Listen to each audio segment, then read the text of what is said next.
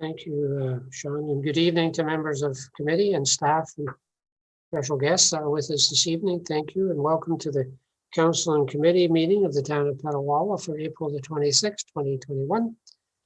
I'll ask if there's any disclosure of pecuniary interest in any of the matters before us this evening.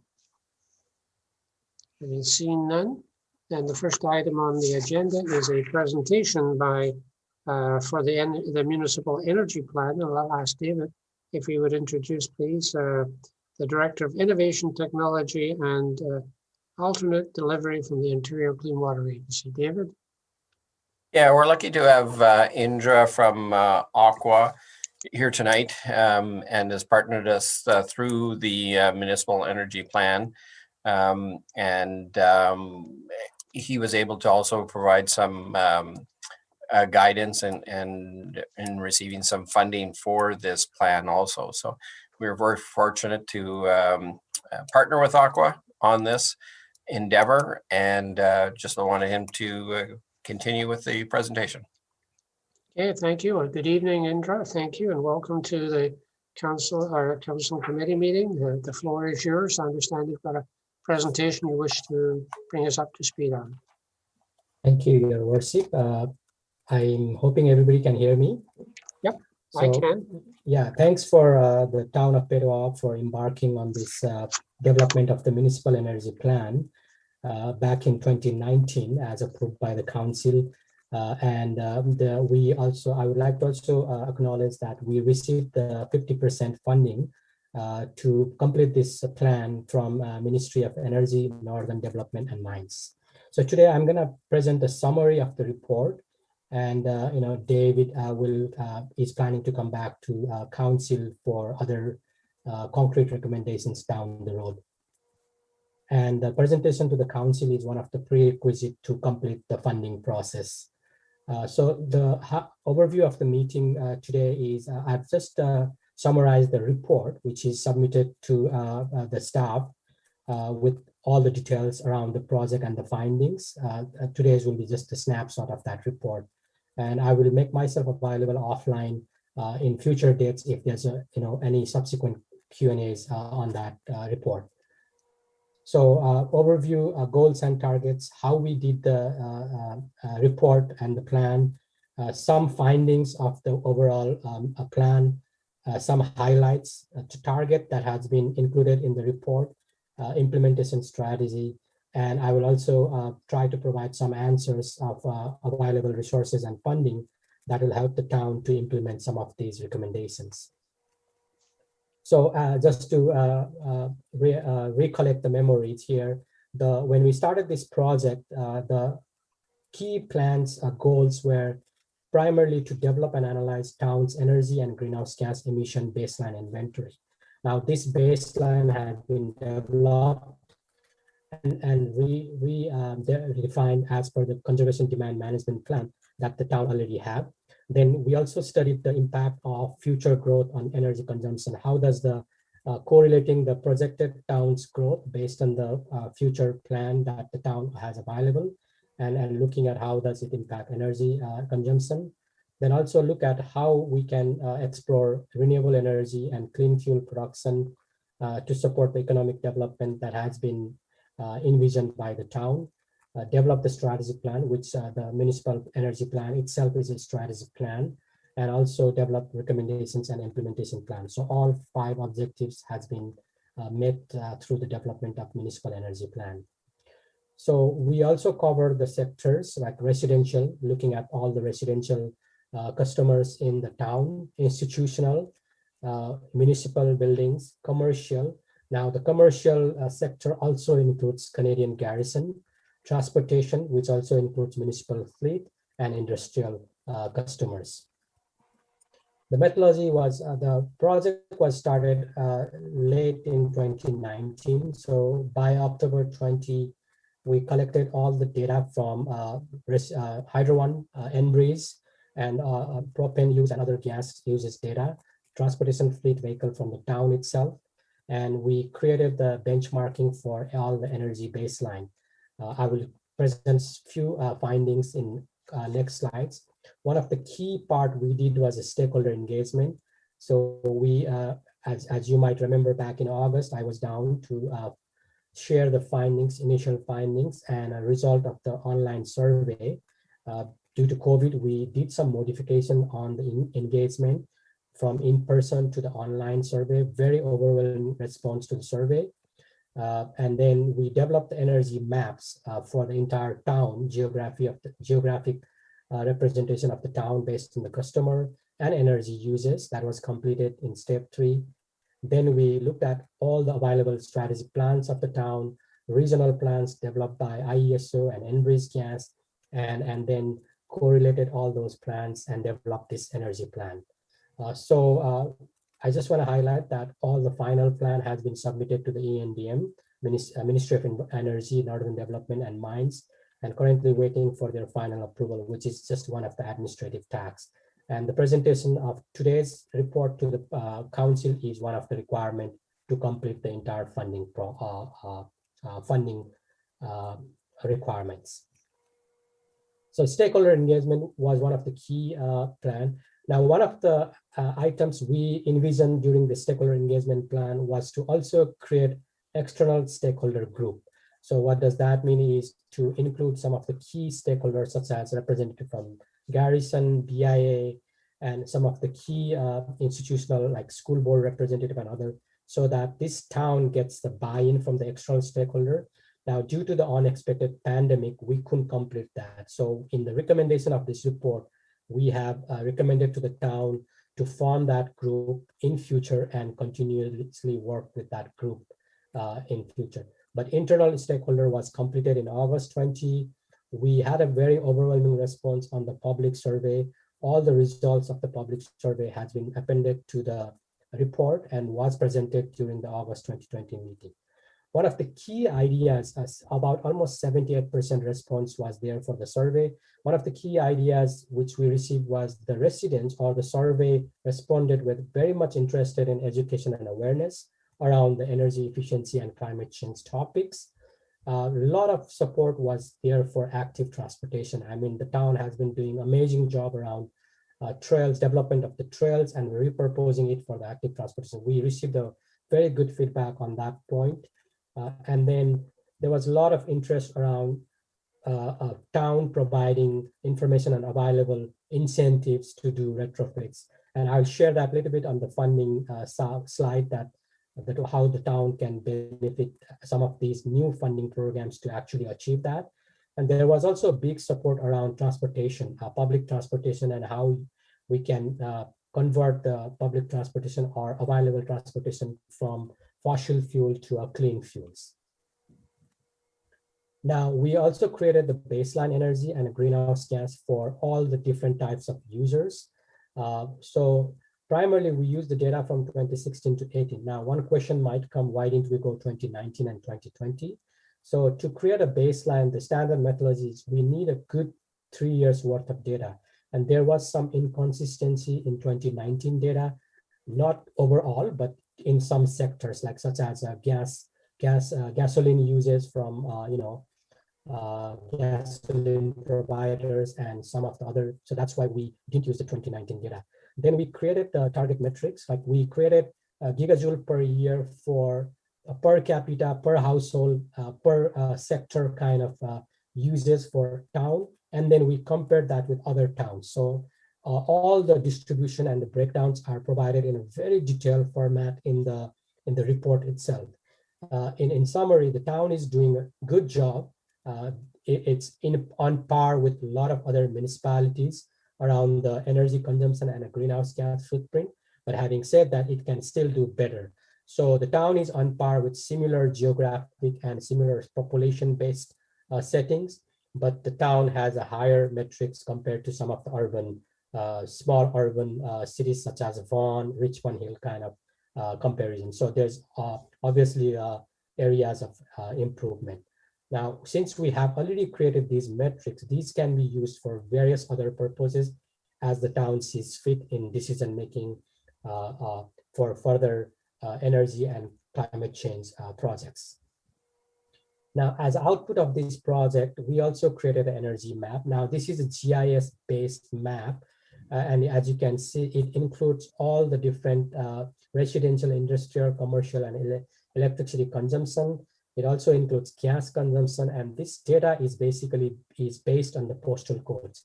As you can anticipate, the Hydro one and the Enbridge, they won't provide us the entire 6-digit postal code based data to meet with the privacy requirements. So the best we work is with the 3-digit postal code data. This map was also shared during the August 2020 meeting. So we refined this, and all of these color code means there's an energy intensity associated with that. So the map has been provided in the energy report, energy plan report in much detailed descriptions. Now looking at the sectoral distribution, as you can see, there's a high, in terms of energy, electricity consumption, 58% is coming from commercial, which is obviously a no-brainer because the commercial includes the garrison, and then followed by the residential, which is 31%. So there's easy way we can remove the garrison if that needs to be seen. And in the report, that breakdown has been provided. Now, if you look at the greenhouse gas emission, as you can understand, much of the greenhouse gas numbers are associated with the natural gas consumption, because our electricity is more hydro, it's more cleaner than fossil fuel. So as you can see here, again, most of the natural gas uses is still in the garrison and commercial area, followed by residential area. Now, if you go with the energy source, as I was explaining, natural gas is considered as the biggest energy source, similarly for energy and also for the greenhouse gas consumption, followed by electricity and then by the gasoline and the diesel. So now, if we just consider the municipal facility, now the municipal facility includes, facilities such as Norman Benke Hall, Municipal Hall, Point Canteen Beach, Herman Street.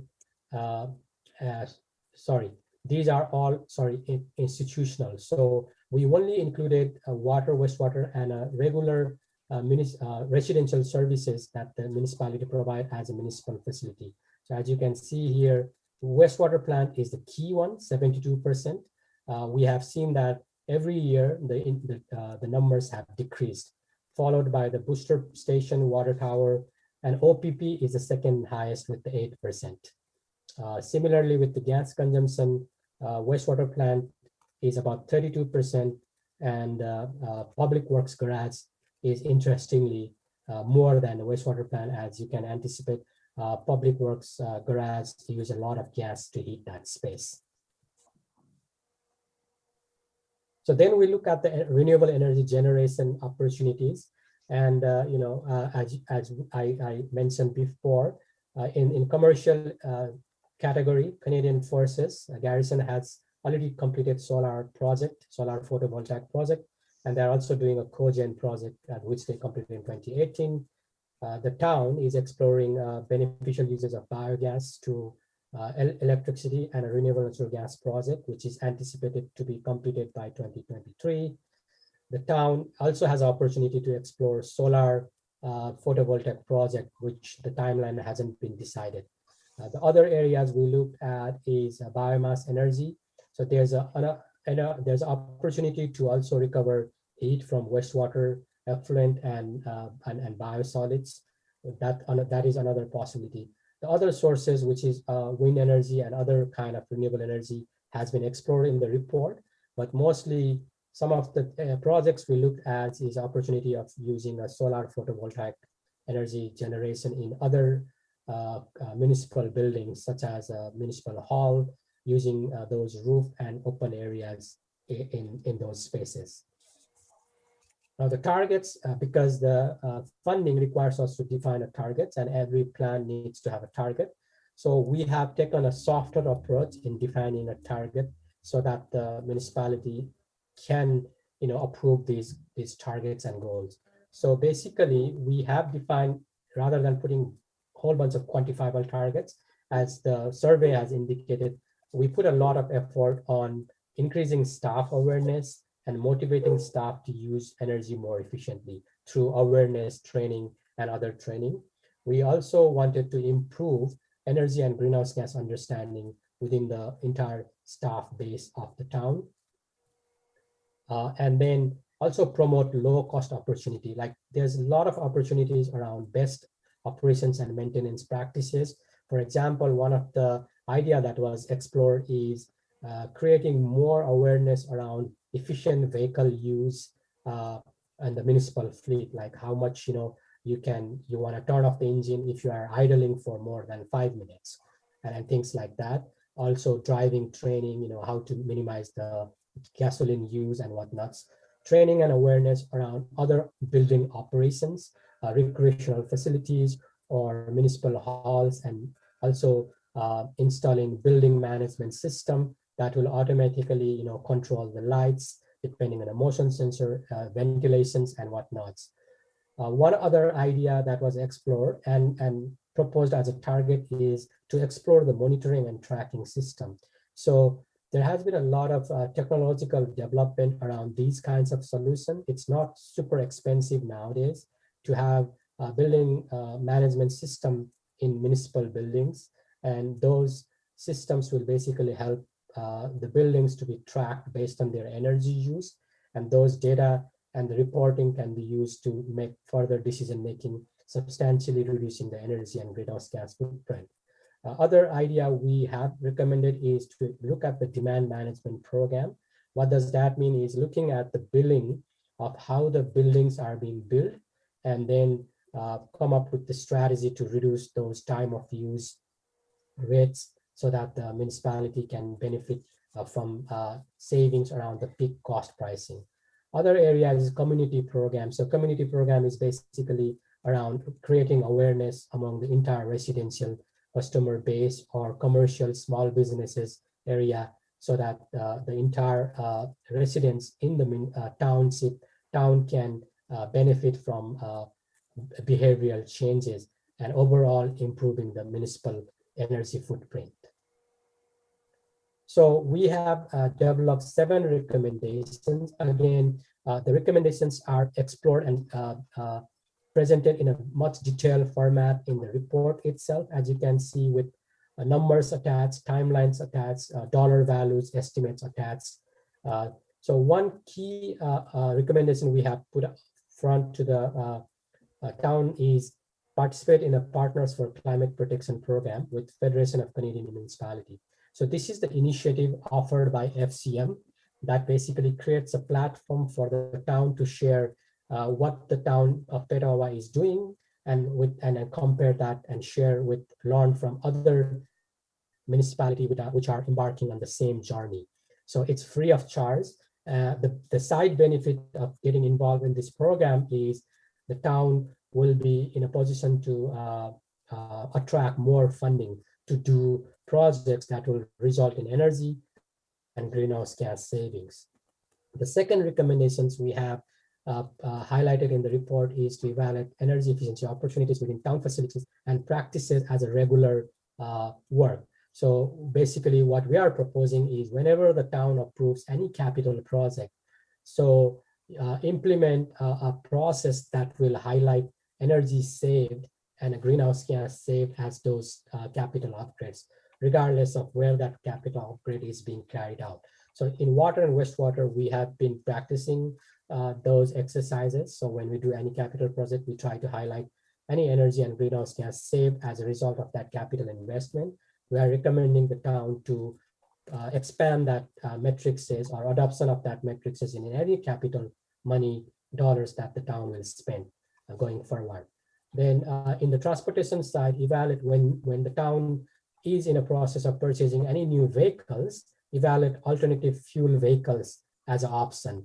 For example, if the town is planning to buy a new snowblower or a new, any purpose vehicles, look at other alternative fuels such as electrical fuel, maybe even further go with the compressed natural gas vehicle in consideration of the biogas project that is happening down the road. So we are proposing these as a ongoing decision-making process so that there's not a need to come up with additional dollars that the town will have to be spent. Then also look at evaluate opportunities for biogas utilization. And I will come to the council in future date when I present about the update on the biogas project, where we're having a very interesting discussion with few stakeholders around creating more opportunities of biogas utilization in town.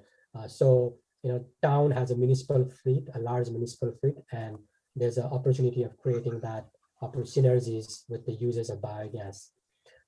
Number 5 is evaluate opportunity of renewable energy generation from community solar photovoltaic project. We have identified a number of facilities that the town actually owns and operates that can be explored to benefit from the solar projects and basically use that energy to offset the electricity currently being used. Now, number 6 is a little bit more aggressive because we are recommending the town to explore putting in place the incentive program so that any municipal residents, if they do any retrofits in their own houses, the residents do, you know, let's say window repair or any other kind of projects in their buildings or residential property, then the town can provide incentives and information on these opportunity. Now, this program is basically attached to the new funding program that is being offered by the Federation of Canadian Municipalities. So we are not saying the town needs to come up with the dollars to provide it to the municipal residents. We are saying the town has an opportunity to develop this program and get the funding from FCM to offer that. We have seen that few municipalities who are embarking on similar program has given a preliminary update by saying it increased the very good relationship between the residents and a town. Obviously, we are also taking a little bit of high recommendation by recommending to promote water and waste conservation to the town. So basically promote water conservation, because at the end of the day, water conservation is associated with energy and a greenhouse gas footprint conservation. Because if we conserve water, then you don't have to produce that water and saving associated cost with that. Waste conservation is basically promoting recycle, reuse, and reduce concept of the waste. And most probably it can be linked to a blue box program that has been recently launched by the province. We also have identified or have outlined in the report that these implementation strategy can be divided into immediate goals and short-term goals. So immediate goals will be 1 to 2 years. So we have identified giving ample opportunity for council to review this report and approve parts of the report as a whole. Capital expenditure criteria, as we are aware that the capital expenditures for various upgrades has been approved by the town. So consider those approved capital in terms of energy and a greenhouse gas lens. Also, we are requesting that the council define administrative responsibility, somebody as a champion of this plan, obviously David Honoru, who is leading this plan, and then look at and be responsible for implementation of those actions, continue with the stakeholder engagement, and also consider regular municipal energy plan update. And there's a funding available to do the regular update of this plan in certain year interval by Ministry of Energy, Northern Development and Mines. Then the short-term goal is 3 to 7 years, where we are recommending that the town identifies high energy use, which already has been identified in the report, and then basically carry out energy assessment, a full building audit, and then proceed with the 3 to 7 years approach. Okay, we're going to do a public works garage because that's the highest natural gas consumption in 2021 or 2022, and then similarly proceed with those kinds of initiative. Continue to identify energy efficiency projects, feasibility in other facilities, as I have identified and in the report, and then also review and explore ethanol use in municipal fleet, EV charging station, which the town has already started, solar PV project as a renewable energy generation. Least not the last, considering and addressing the public survey response. we are recommending that the town needs to develop education and awareness programs around how the energy footprint among per capita users in the town and how to decrease that and what are the avenues available in the municipal area. So just to give an example, the per capita household use is about 82.7 gigajoule per household per year. And Canadian average is about 99.6. So the town is already doing a better job, but it can be further reduced as we do proceed with these opportunities. Now, needless to say, these all comes at certain capital investment, but the good news is there's always opportunities available to apply for funding. Now, Green Municipal Fund Federation of Canadian, offered by Federation of Canadian Municipality, is always there. They have various programs. Disaster Mitigation Fund, recently in the federal budget, there has been a proposed changes to this program, making it eligible under $1 million projects. Now, this disaster mitigation fund can be used for municipal-wide projects. It's not just water, wastewater, it can be used for a lot of different projects. So I would highly encourage the town to take the benefit of that funding program. Municipal Climate Innovation Fund has a lot of good funding for different greenhouse gas reduction project. And the third one is the one that I was referring to, municipal incentive program. So Community Energy Retrofit Program is a new funding program launched last year that provides municipalities to develop its own program and offer incentives to its residents for doing various energy efficiency work in their residential building. It's a brand new program. There's only 5 or 6 municipalities that has applied in last year and been successful. So it's one of the really nice program if the town is interested. There's other program under Environment Climate Change Canada that has been announced and captured in the federal budget. NRCan has a lot of programs for electric vehicle charging and whatnot. Just a few weeks ago, Infrastructure Canada has announced a really good program for non-water wastewater buildings that is owned by the municipalities. That the application window is currently open. It basically funds up to $3 million for retrofitting municipal buildings for energy efficiency. So some of these funding can be taken advantage to implement some of these recommendations. With that, I would conclude the formal presentation and would be happy to answer any questions.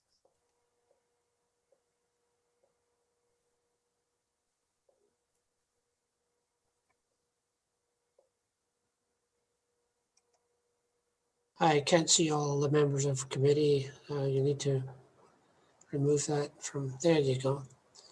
Okay, thank you, Indra. Appreciate that. It's very complete study. Appreciate the information. I'll open it up for members of committee for questions. Indra, I'll start off then. Solar panels.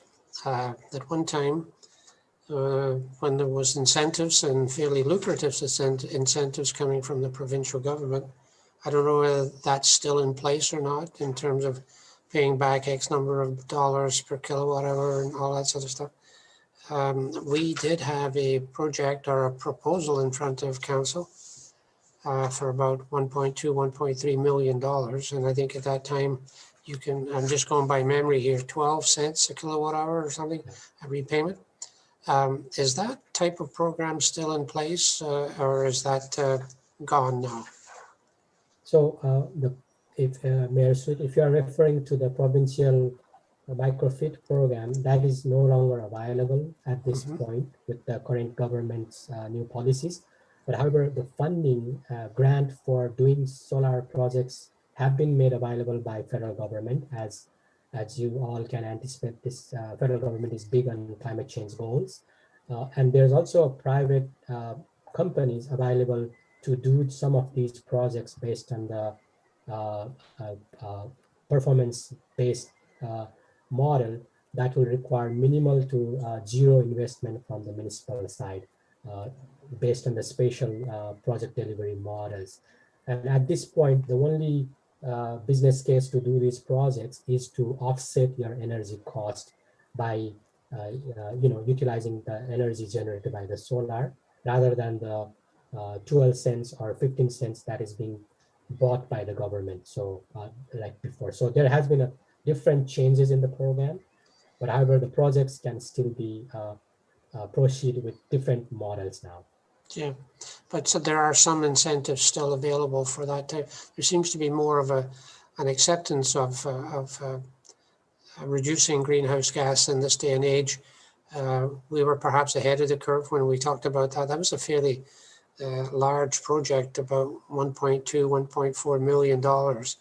And Councillor Winston just felt that that was just a little bit too much at that point in time. So they kind of missed the boat in terms of the incentives that were out there. And in fact, you're familiar with the sewage treatment plant. That was where we were going to put it, down where the old lagoons were, which is an ideal spot, wide open, would not interfere with anyone type of deal. It's surrounded on four sides by sort of trees, but it is wide open to the thing that makes solar panels viable, and that's of course the sun. So it's maybe something we want to go back and take another look at and see what might be the options available to assist with reducing some of the energy costs. That's I have one idea. So anyway, thank you. I'll continue. Gary. If I can add a little bit on that note, right now the federal government is looking at this solar project primarily on the greenhouse gas reduction and resiliency. So basically, the idea is to have your own power source of energy in case there's a failure for energy supply due to the climatic events such as flooding or ice storm kind of. That's the angle they are giving. So which is a little bit different than the previous business case. So yeah, the revisiting a business case makes sense. Sure. There was a bit of a shelf life on solar panels in the sense that they only last X number of years and you have a short window in terms to recover. You pay for the capital, but then there's a short 2 or 3 windows before you have to consider investing again in capital and so forth. But anyway, it's something maybe they've improved the quality of the panels. I don't know at this point in time, but that was, say, 5-7 years ago, something of that nature. So I saw, where is he? Gary, where are you? Oh, there you are, Gary, go ahead. I'm here. Thank you, Mayor Sweet. Indra, one of your suggestions is, a slow conversion of a municipal fleet to vehicles that run on natural gas. One of the concerns is that sometimes these vehicles don't always operate very well in our harsh winter climate up here. Has that improved any if we were to look at making some of our vehicles natural gas? Has the quality improved to operate in the harsh winter months up here? The natural gas vehicles have come a long way.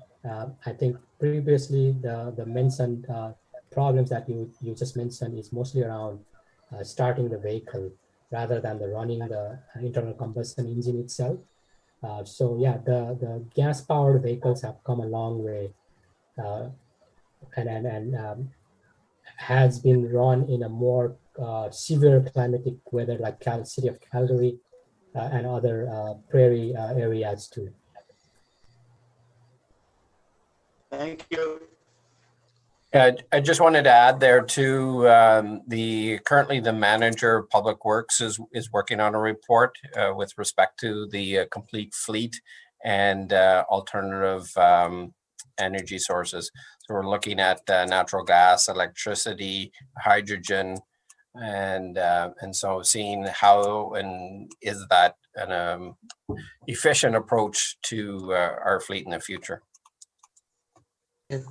Well, I'd be interested to see what that report looks like, because I was going back 22, 23 years. We converted our entire fleet of service vehicles over to propane, and that was for the first little while it was fine, but like Gary said, once you got into minus 25, minus 30, it was a bit of a challenge. So as I say, maybe some of the technology, it was 20 odd years ago.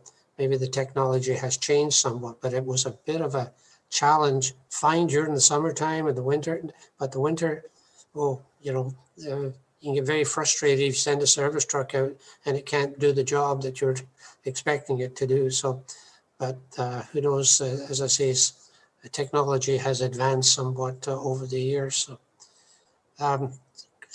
further questions, folks? So this is an opportunity, because I think this is a time when we can perhaps, Tom, have you got your hand up? There's a little hand in the middle of your screen.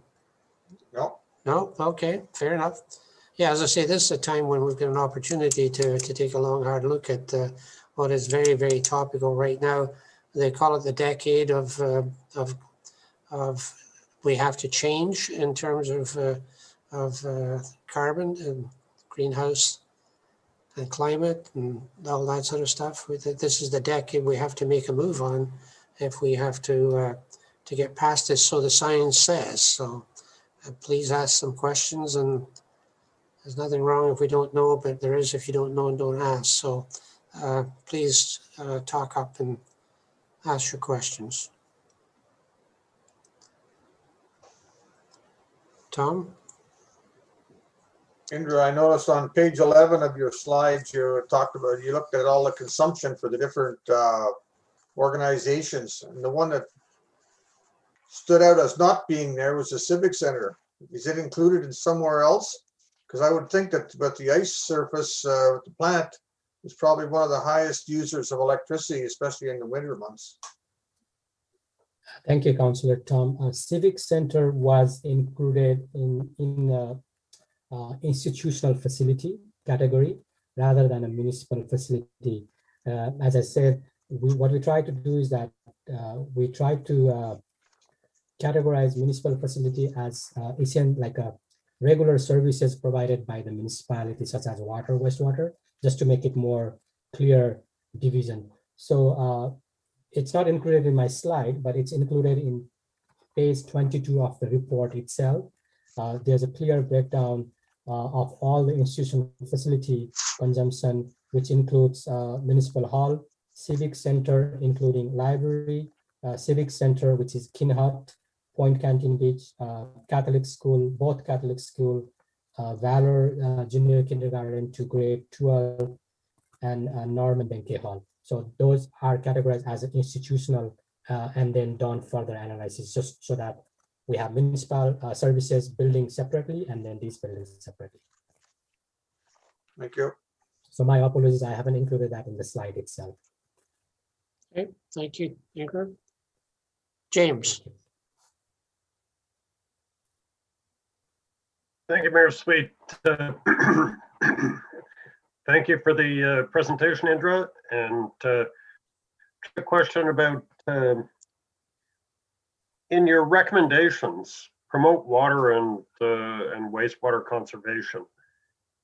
How do water meters impact water conservation in general? That's a really good question, Councillor James. Obviously, when we talk about the conservation, we need a data so that we can decide where to conserve, right? Because we want to put our best resources on where it matters.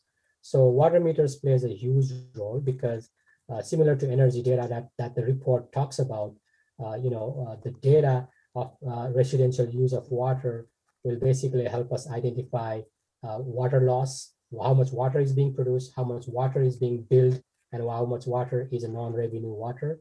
And that will help us define the strategy. So water conservation can be done in different way, depending on how the typical water system looks like, how much being used and how much being billed and how much being not being billed.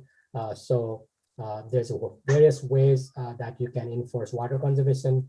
Obviously, the first one is by education and awareness.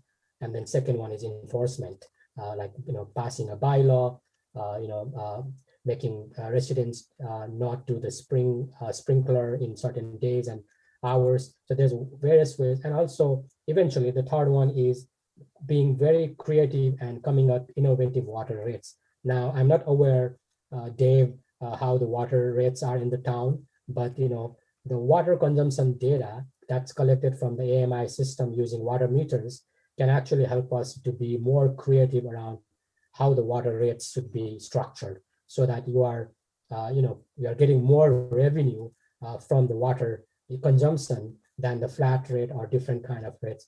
So one of the things what we have seen with the COVID is a lot of people are staying home. So the water consumption pattern have changed.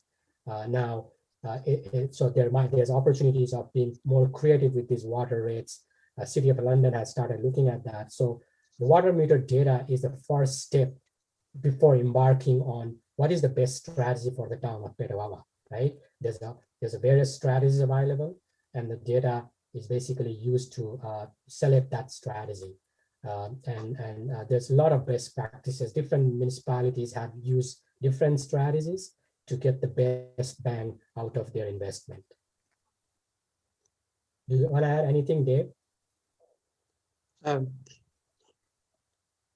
Go ahead, Dave. I've got some Okay. comments to make on that Yeah. one. It's an interesting situation.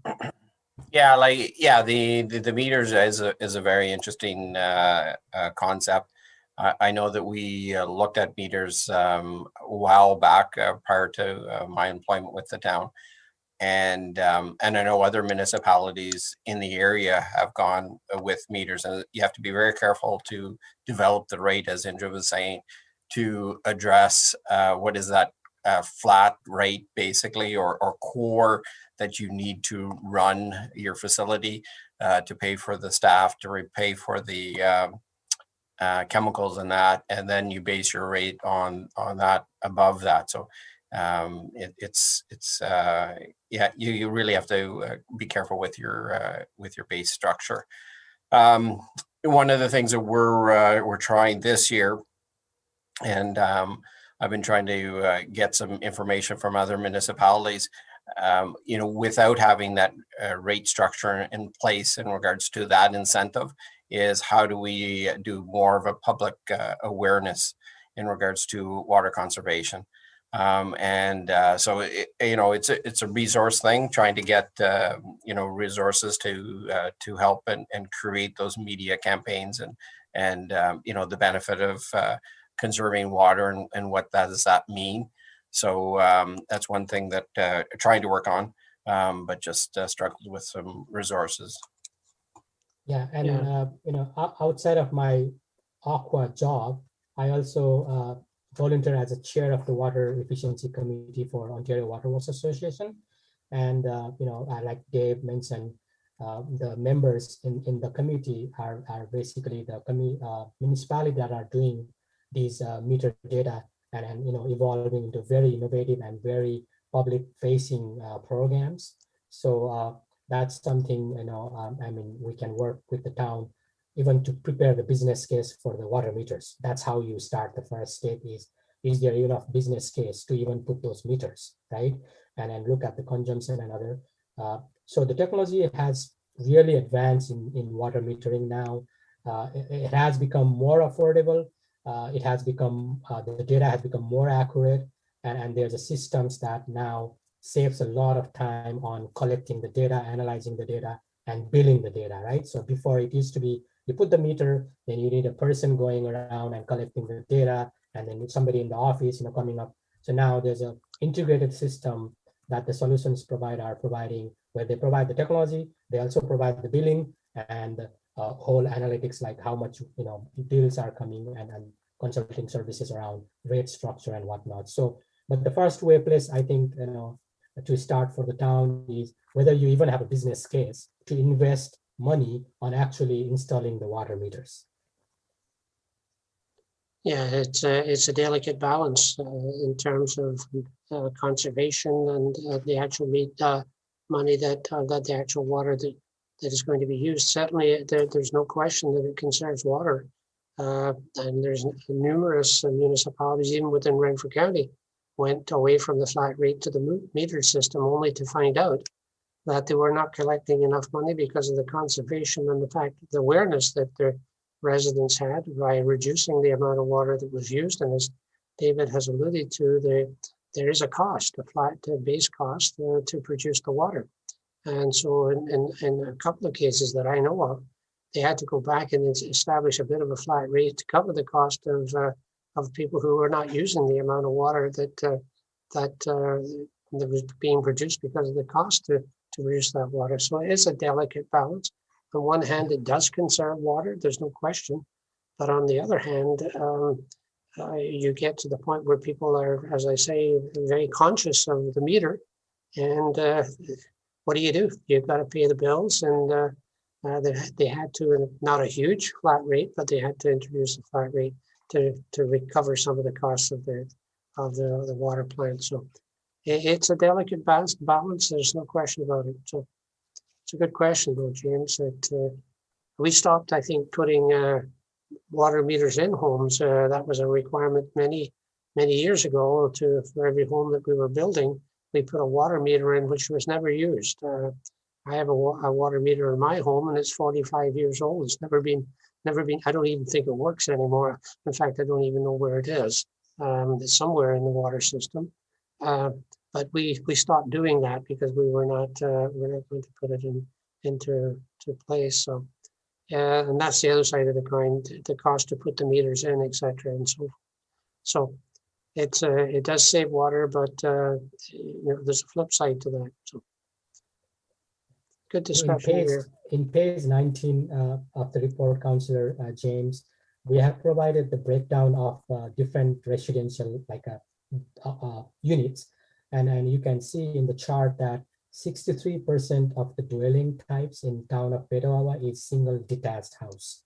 And looking at the overall Ontario average, they are, again, we are the owners of this house, so I will take personally the blame, but we are identified as the biggest water user in a residential setting. So, and there's also a good proportion of apartments in a building that has 5 or more stories. So, there's a different ways those issues can be addressed.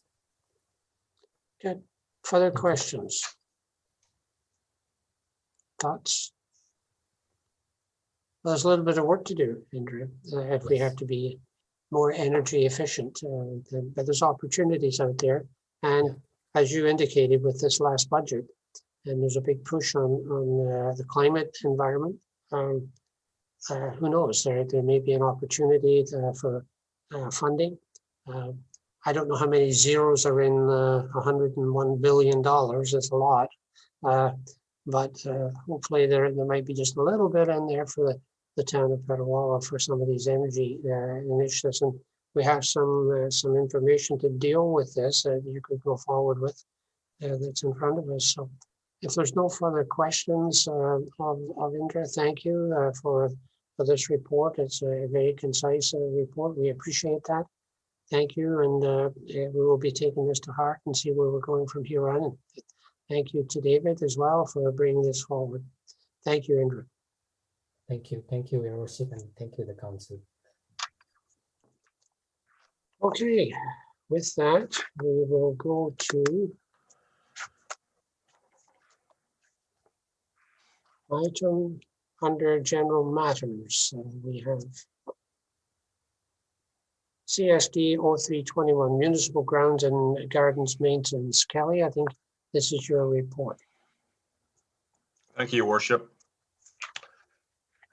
So back in 2019, our 3-year contract with Precision Lawn and Garden for grounds and garden maintenance services expired.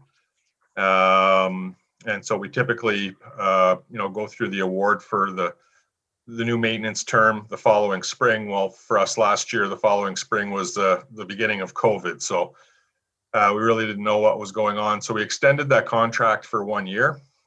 Of course, we have a better handle on COVID and better understanding of our working rules and conditions. So we issued RFP 0221 back in March towards the end of the month and went through our normal procurement process.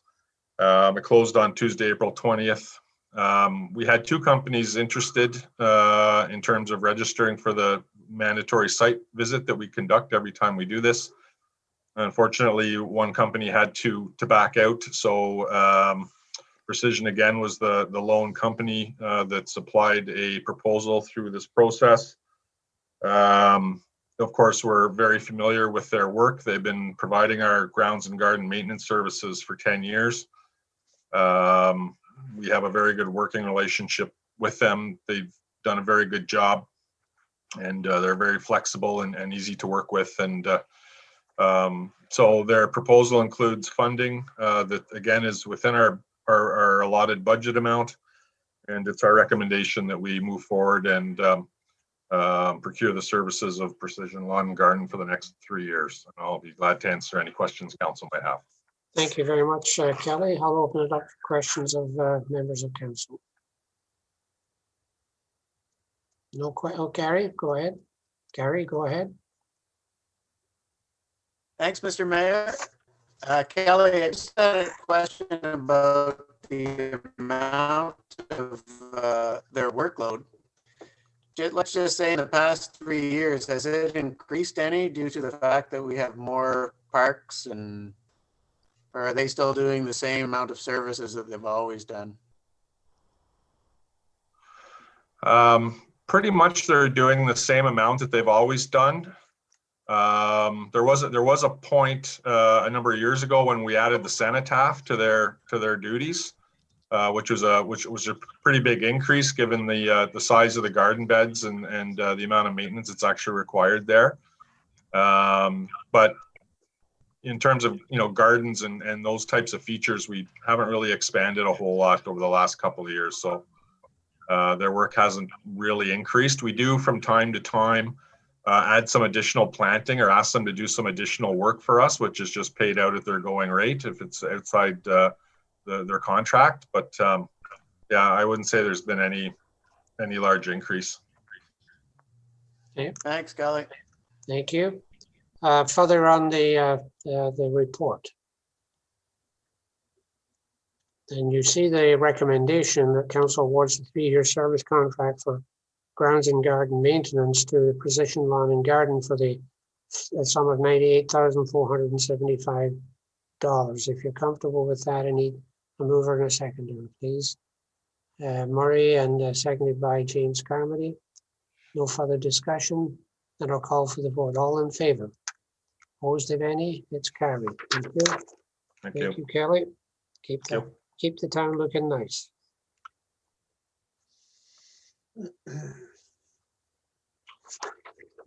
Okay, David, we'll go to you as Public Works. You have your report, David. Thanks, Your Worship. So I'll just highlight a few items within the monthly report and then open it up to any questions. So just at the bottom of page 30, it's really nice to see under capital projects that all the major projects as of right now, dealing with more the roads and fleet, have been awarded. So that's a very comfortable position to be in. And now we just have to execute them. So we're be updating that the schedule portion of that table to line up with the contractors that we've engaged. But it's a very nice feeling to have that all awarded. In regards to the water sanitary, we have the Renfrew Street pumping station that closes on May 4th. So that's run by the town. And then there's a various projects listed here, ran through Aqua.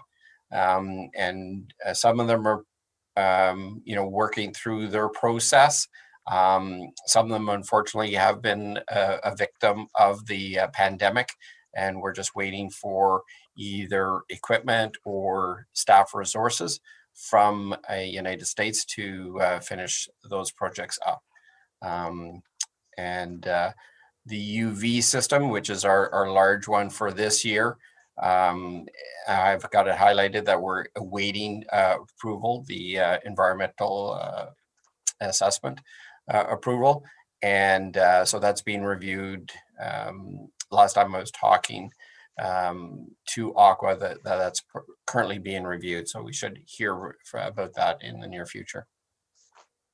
We've started some of the design projects also scheduled for this year. So that was glad to have those started also. As always, I just highlight what the county has ongoing. And so the one project that they do have this year is the shave and pave of Petawawa Boulevard. And that has been awarded, and they are expected to start May 31st and be 6 weeks in duration. The one thing with the Petawawa Boulevard, the current work that's being done on the sanitary sewer and Portage Road is all going to be busy, all in that one area. So we've worked hard to communicate to businesses and the residents about the upcoming schedules and to ensure that at least they know exactly when interruptions will be happening. So that'll be a drain on the resources to ensure that that communication is continued throughout the course of the summer. Other than that, under operations, you have a graph in regards to how we finished out with the winter control budget that is completed by the manager. And you know, last month we did have to deploy the resources on a few occasions to deal with winter conditions. And we also got into the preparing for spring and the thaw. And so there was opening of the drains. The thaw portion of the spring was very quick this year. It was only over 2 or 3 days. And we had minimal issues, and everything was handled you know, professionally and efficiently by the staff. Under water and the sanitary, the aqua contract, everything is in line, meeting all legislative requirements, meeting all health and safety. The one thing I wanted to highlight also, and that's one of the attachments within this report, is aqua occasionally does communications more province-wide. And so one of their programs right now is, you know, protect your pipes and your wallet. So really trying to educate people in regards to what is to be flushed down the toilet, and they use the 3 Ps. So you know, no fats, oils, and grease. You know, baby wipes. You know, salad. You know, all that stuff. You know, is not good for the system, and could clog up your system, but also could clog up the towns. So it's very important. And so it's great that Aqua not only, you know, has our contract to maintain our water and wastewater, but also does education at the same time. Under the Petawawa Net Zero project, item number 4 at the bottom of page 34, it is proceeding quite well. We've had some really good discussions with the garrison in regards to renewable natural gas, and then the possibility of them using some. Also, we're preparing the reports for the application for the renewable energy, and we're all gearing up for the business plan being presented in May, June. And also a lot of good discussions in regards to feedstock and securing memorandum understandings with them. So you know, that project is moving along quite well and on schedule. Under energy management, so under the municipal energy plan, so the presentation by Aqua, that was tonight. And then there'll be an upcoming report on the actual document itself at a future meeting. Some of the other initiatives that we've got ongoing is the wayfinding strategy. So it was supposed to be further along, but because of resources, we weren't able to provide this consultant with the documentation that they required in a timely manner. So it's delayed a little bit, but we should get a final report by the end of June. So it slipped probably a month because of What that. is that, David? The wayfinding strategy is that's part of the active transportation plan. And so that will provide us an idea in regards to what, say, signage that we would require to identify what routes are for cycling or for pedestrians. There will also be indications on those signage to encourage active transportation. You know, a typical sign might be that, okay, it's, you know, 3 minutes to drive to see, say, the Petawawa Point, you know, 10 minutes to walk or 5 minutes to cycle. And then I can give you an idea in regards to what would be the energy cost in between those different modes. So it's a strategy about, you know, one, the routes that we travel through our town, and then also to encourage active transportation in the different modes. David, have you any idea what something like that might cost? I presume you're trying to re-sign the whole town. Is that the idea? Well, so I it's just been asked us for a question for a reason. Yep. So the strategy itself, you know, that's one portion of the cost, and then the second portion of it is the signage and installing the signs and that. So we had in the budget roughly, I think off the top of my head, around 32,000 for wayfinding the strategy. So I think probably about a third of that will be actually creating the strategy, and the rest will go into implementation of the strategy. So the signage themselves. Correct. So about $35,000 roughly. Well, that's the complete strategy that Yeah. we have developed for this year. We won't get all the signs installed this year. So that doesn't take care of the entire project, 35,000, or doesn't? No, it won't. It won't. So it might be double that or triple that or something like that.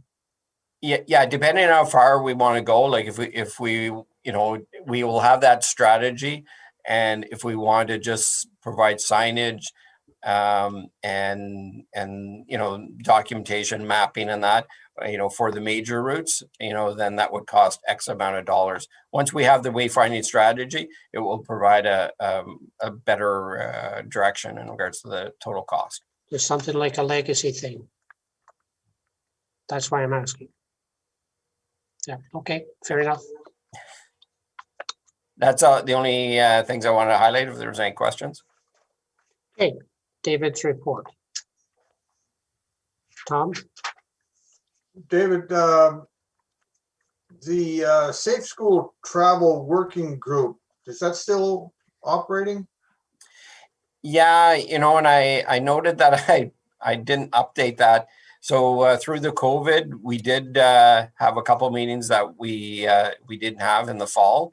But actually, we just had one on March, I want to say the 29th. And so we have another one scheduled for May 3rd. So it is still active. And what we're trying to do is encourage more schools to participate. So initially it was St. Francis of Assisi and Valor. And now we have representation from Herman Street.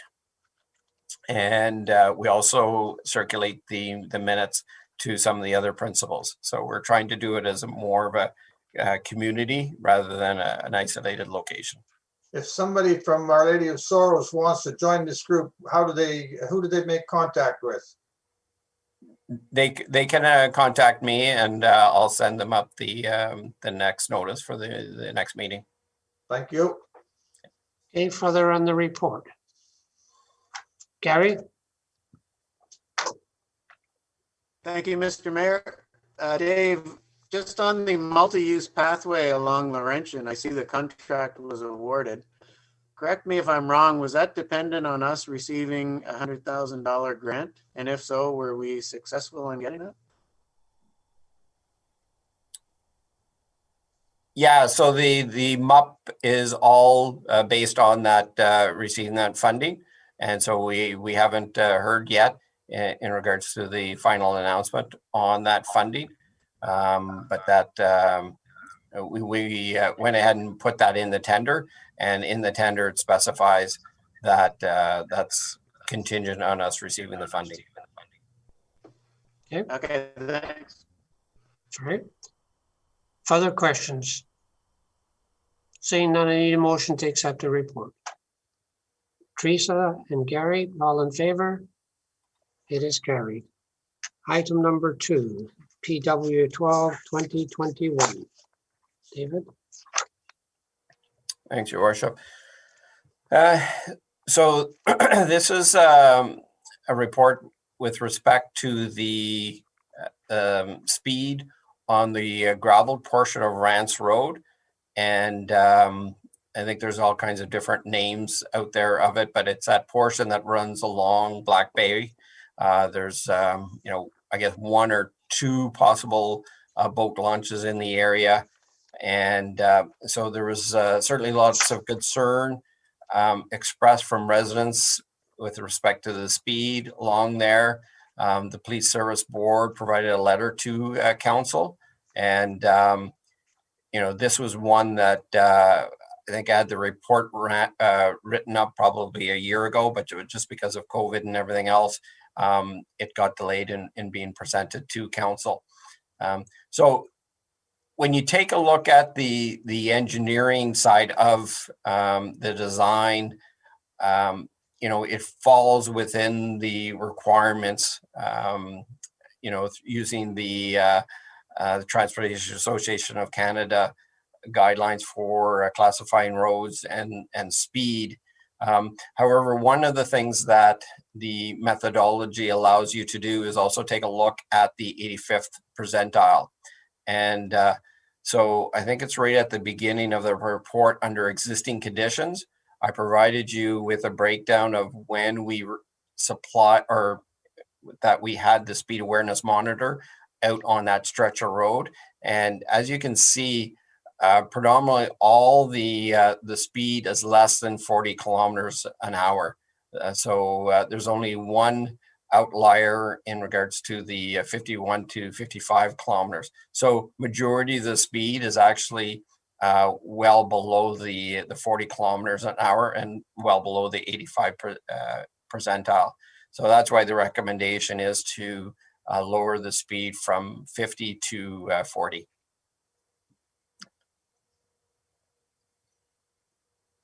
Okay, thank you, David. Whoops, am I live? Yes. Okay, I'll open up for any questions of the report. Murray? Thank you, Mr. Mayor. Dave, just wondering, okay, so we don't have a speeding problem out there, so but we still want to lower the speed limit. And then just from communications from other residents and things that are going on around the neighborhood, is this the speed limit that people want out there? Are we doing the right area? Some people want it 60, 50, 40 in different areas. Are we meeting the needs of our residents?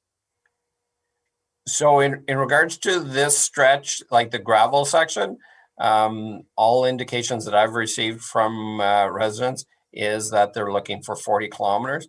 It meets the guidelines with respect to the 85th percentile in regards to the methodology. And yeah, like I see it in line with other areas. I wouldn't recommend going any lower because those are usually held for only very strict situations within the Highway Traffic Act. Murray? Thank you, Mr. Mayor. So we're not setting ourselves up for something else down the road here in other areas by doing this?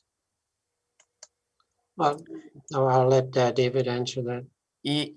Yeah, like, you know, this area is actually fairly unique within the town. Other areas that fall into the same category, I don't think we are, but each area has to be looked at individually. So, you know, if there's some concerns in an area, certainly we could take another look, you know, at the speed. It takes a lot of time and effort to go through the methodology. But this is a very unique situation. Thank you, Mr. Mayor. Thank you, Dave. Thank you. I don't know how many vehicles went through this. I presume the SAM was out there. And I don't know how many vehicles went through there, but from what I'm reading here, we don't have a speeding problem in that particular area, regardless of what we may have been led to believe. With the exception of one vehicle or 1%, everybody else is was below 50 kilometers an hour, which is the posted speed sign. So we don't really have a speeding problem in that area. James, I think I saw your hand up. James, go ahead. Thank you, Mayor Sweet.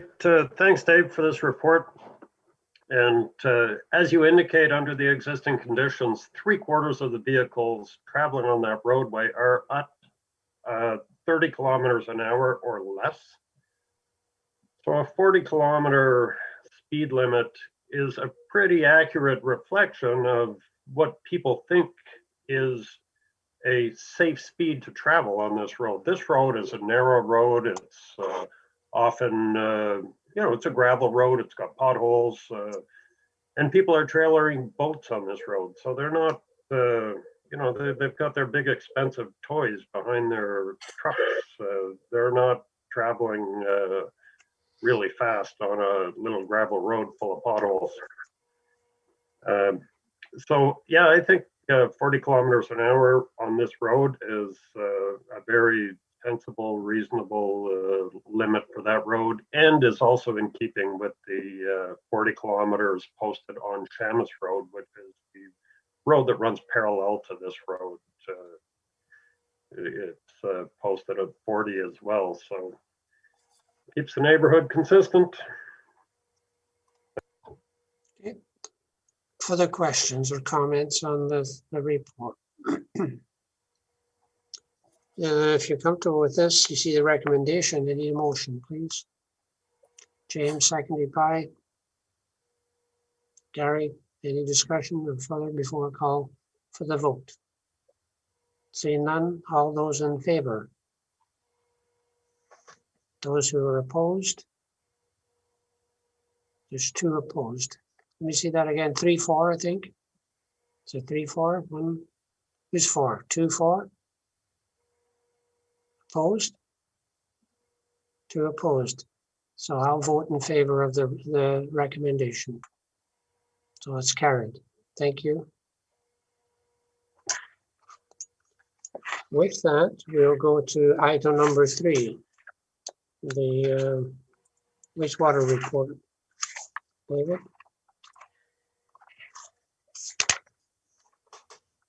Yeah, I don't have really anything to add to the report. It's all self-explanatory. If there's any questions, I'd certainly, be happy to answer any of the questions. On the page 47 of the total council package talks about the raw flow within the wastewater treatment plant. And so you can see that, we have that high flow in March, April, May, and that's a typical flow that we receive at the plant. And that's due to the spring runoff. And so water infiltrating the pipes or some pumps connected. So, as as I've discussed in the past, through to council, that's one of the importance for doing the projects along Portage Road and in the Hilda, Scott, and Lisa. That has been an area that is determined to be high infiltration and of a larger concern in regards to some pumps connected to the sanitary system. Other than that, I can answer any questions or take the questions back and get answers for you. Sure. The one question that we used to always have concerns about is capacity and the actual capacity of the plant. I know when a subdivision was brought online, we were running to the figures to see what capacity we had. It would appear as though we've still got a lot of capacity, and we shouldn't be overly worried about that in terms of future subdivisions that I think are in the hopper. with 33% capacity still in the plant. Am I reading that correctly, David? Yeah, exactly. You're reading it correctly. So what we're finding typically right now is that it's certainly not within the plant to have capacity issues. And with the partnership with Aqua, it's been great to work with them to develop efficiencies within the plants. So the plant is not the issue, except for those usually those 3 months within the year. Where we find capacity issue is within the system. The collection system. Yeah, so it could be the pumping stations, it could be the mains feeding into the pumping stations, and so that's where we're finding the capacity issues, either sumps or the size of pipe, which is causing some of the constraints. Okay, thank you for that, David. Questions of the report? Seeing none, then I need a mover to accept the report. Murray and Tom, all in favor? Then it is carried. Okay, PW 14-2021. David?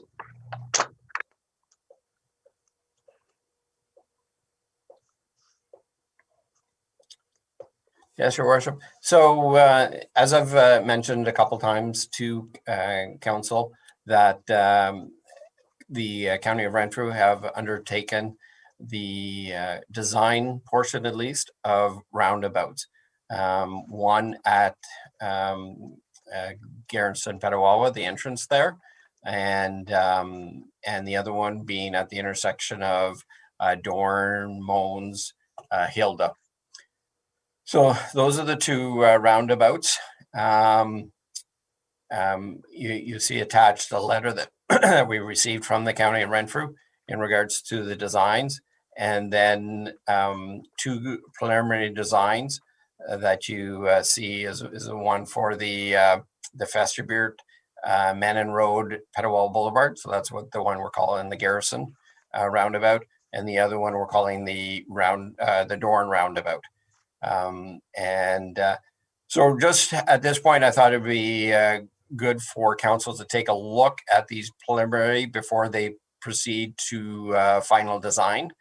And so out there for comments. I provided some of my comments in regards to the availability of land.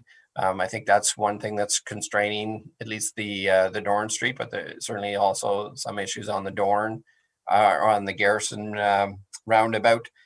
The main purpose for roundabouts is to move the flow of vehicles. So you do not want vehicles to stop on your roundabout. And so then how does that affect pedestrians, children, cyclists, getting through that traffic? What about the snowmobiles and ATVs? The one, at least at Dorn, will be impacted, or the Algonquin Trail will be impacted by this roundabout. So how's that handled? Another thing I've seen in other designs like this is where you'll have like a simulation of how vehicles will enter and exit a roundabout, and how children, pedestrians, cyclists, all will have to move through this. And so we haven't seen that yet from AECOM. It's not part of the scope that's provided by the County of Renfrew. But that's also another thing that I think is a good thing to get a better visual. This is a large undertaking within our town. It's not our road, so the county is the lead on the project, but it will certainly impact our residents from now until whenever. It's a large impact to the community, so I think we have to be careful in regards to how we approach this, and we make sure that we get all our questions answered. So just throwing it out there for council's comments. Oh, okay. We've got Murray and then we've got Tom. Thank you, Mr. Mayor. Yes, I'm very concerned. I'm very concerned about the land availability at that intersection, as mentioned by Dave. Very concerned about the children crossing the streets. I know how busy that is, that area at certain times of the day, along with cyclists as we move forward with our new way of transportation in our town.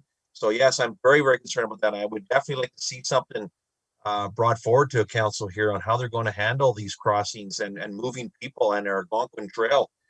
That's a very, very tight intersection. I like the roundabout ideas, but I am very, very concerned about the safety of our residents.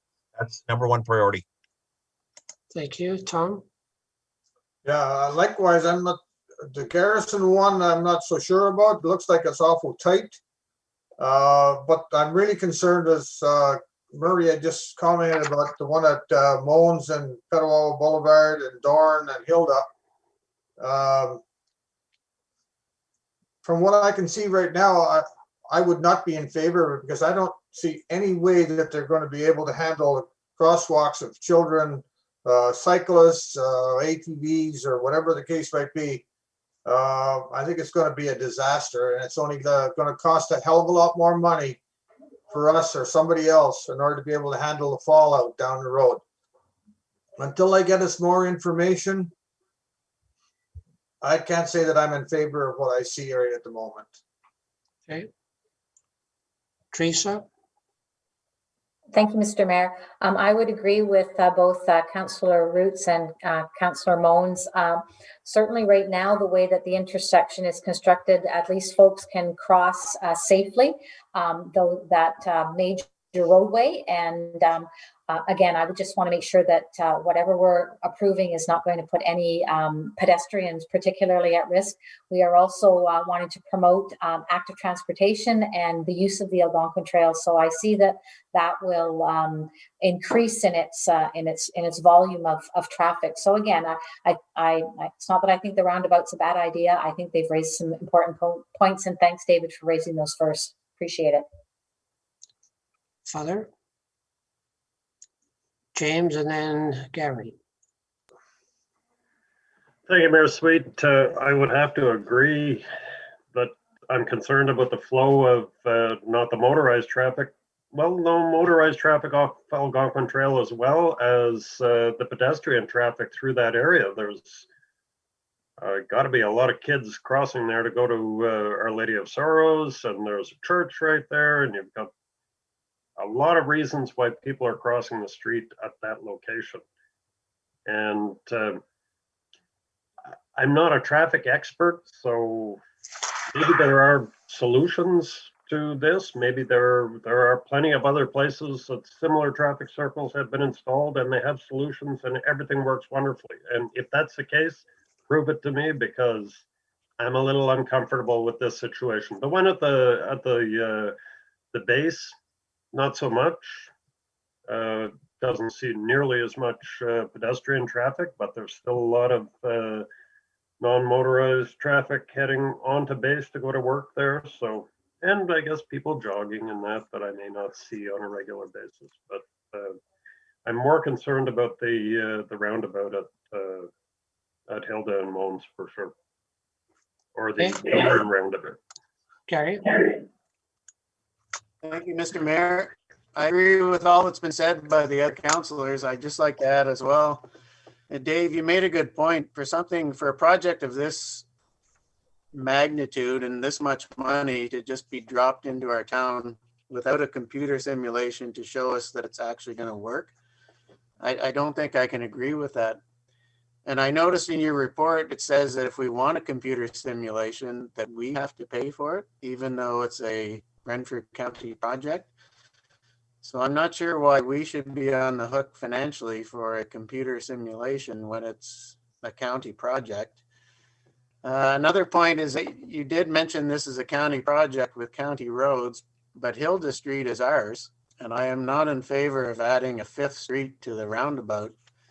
That just means that anybody on Algonquin Trail now has to cross Dorn and cross Hilda in order to proceed through the town. So I'm not sure if Hilda is our street, why we have to include it. We should have some say in how this project works. The other thing that the computer simulation would solve is, like, I see the Garrison roundabout being a good thing, and if we could get this done properly, even this Dorn Street roundabout could be a good thing. But it's not taking into account what happens at Victoria and Portage when that hits the boulevard. That intersection needs some structural work as well. Otherwise, traffic just gets stuck there and is not going to make it to the roundabout. And I think the computer simulation could solve all this. It could show us how the traffic behaves leaving the base and all the way down through this roundabout at Dorn. So I have the same concerns everybody else does about this huge project, which will affect our town for many years to come and will be pretty hard to remove if it's put in there and it doesn't function properly.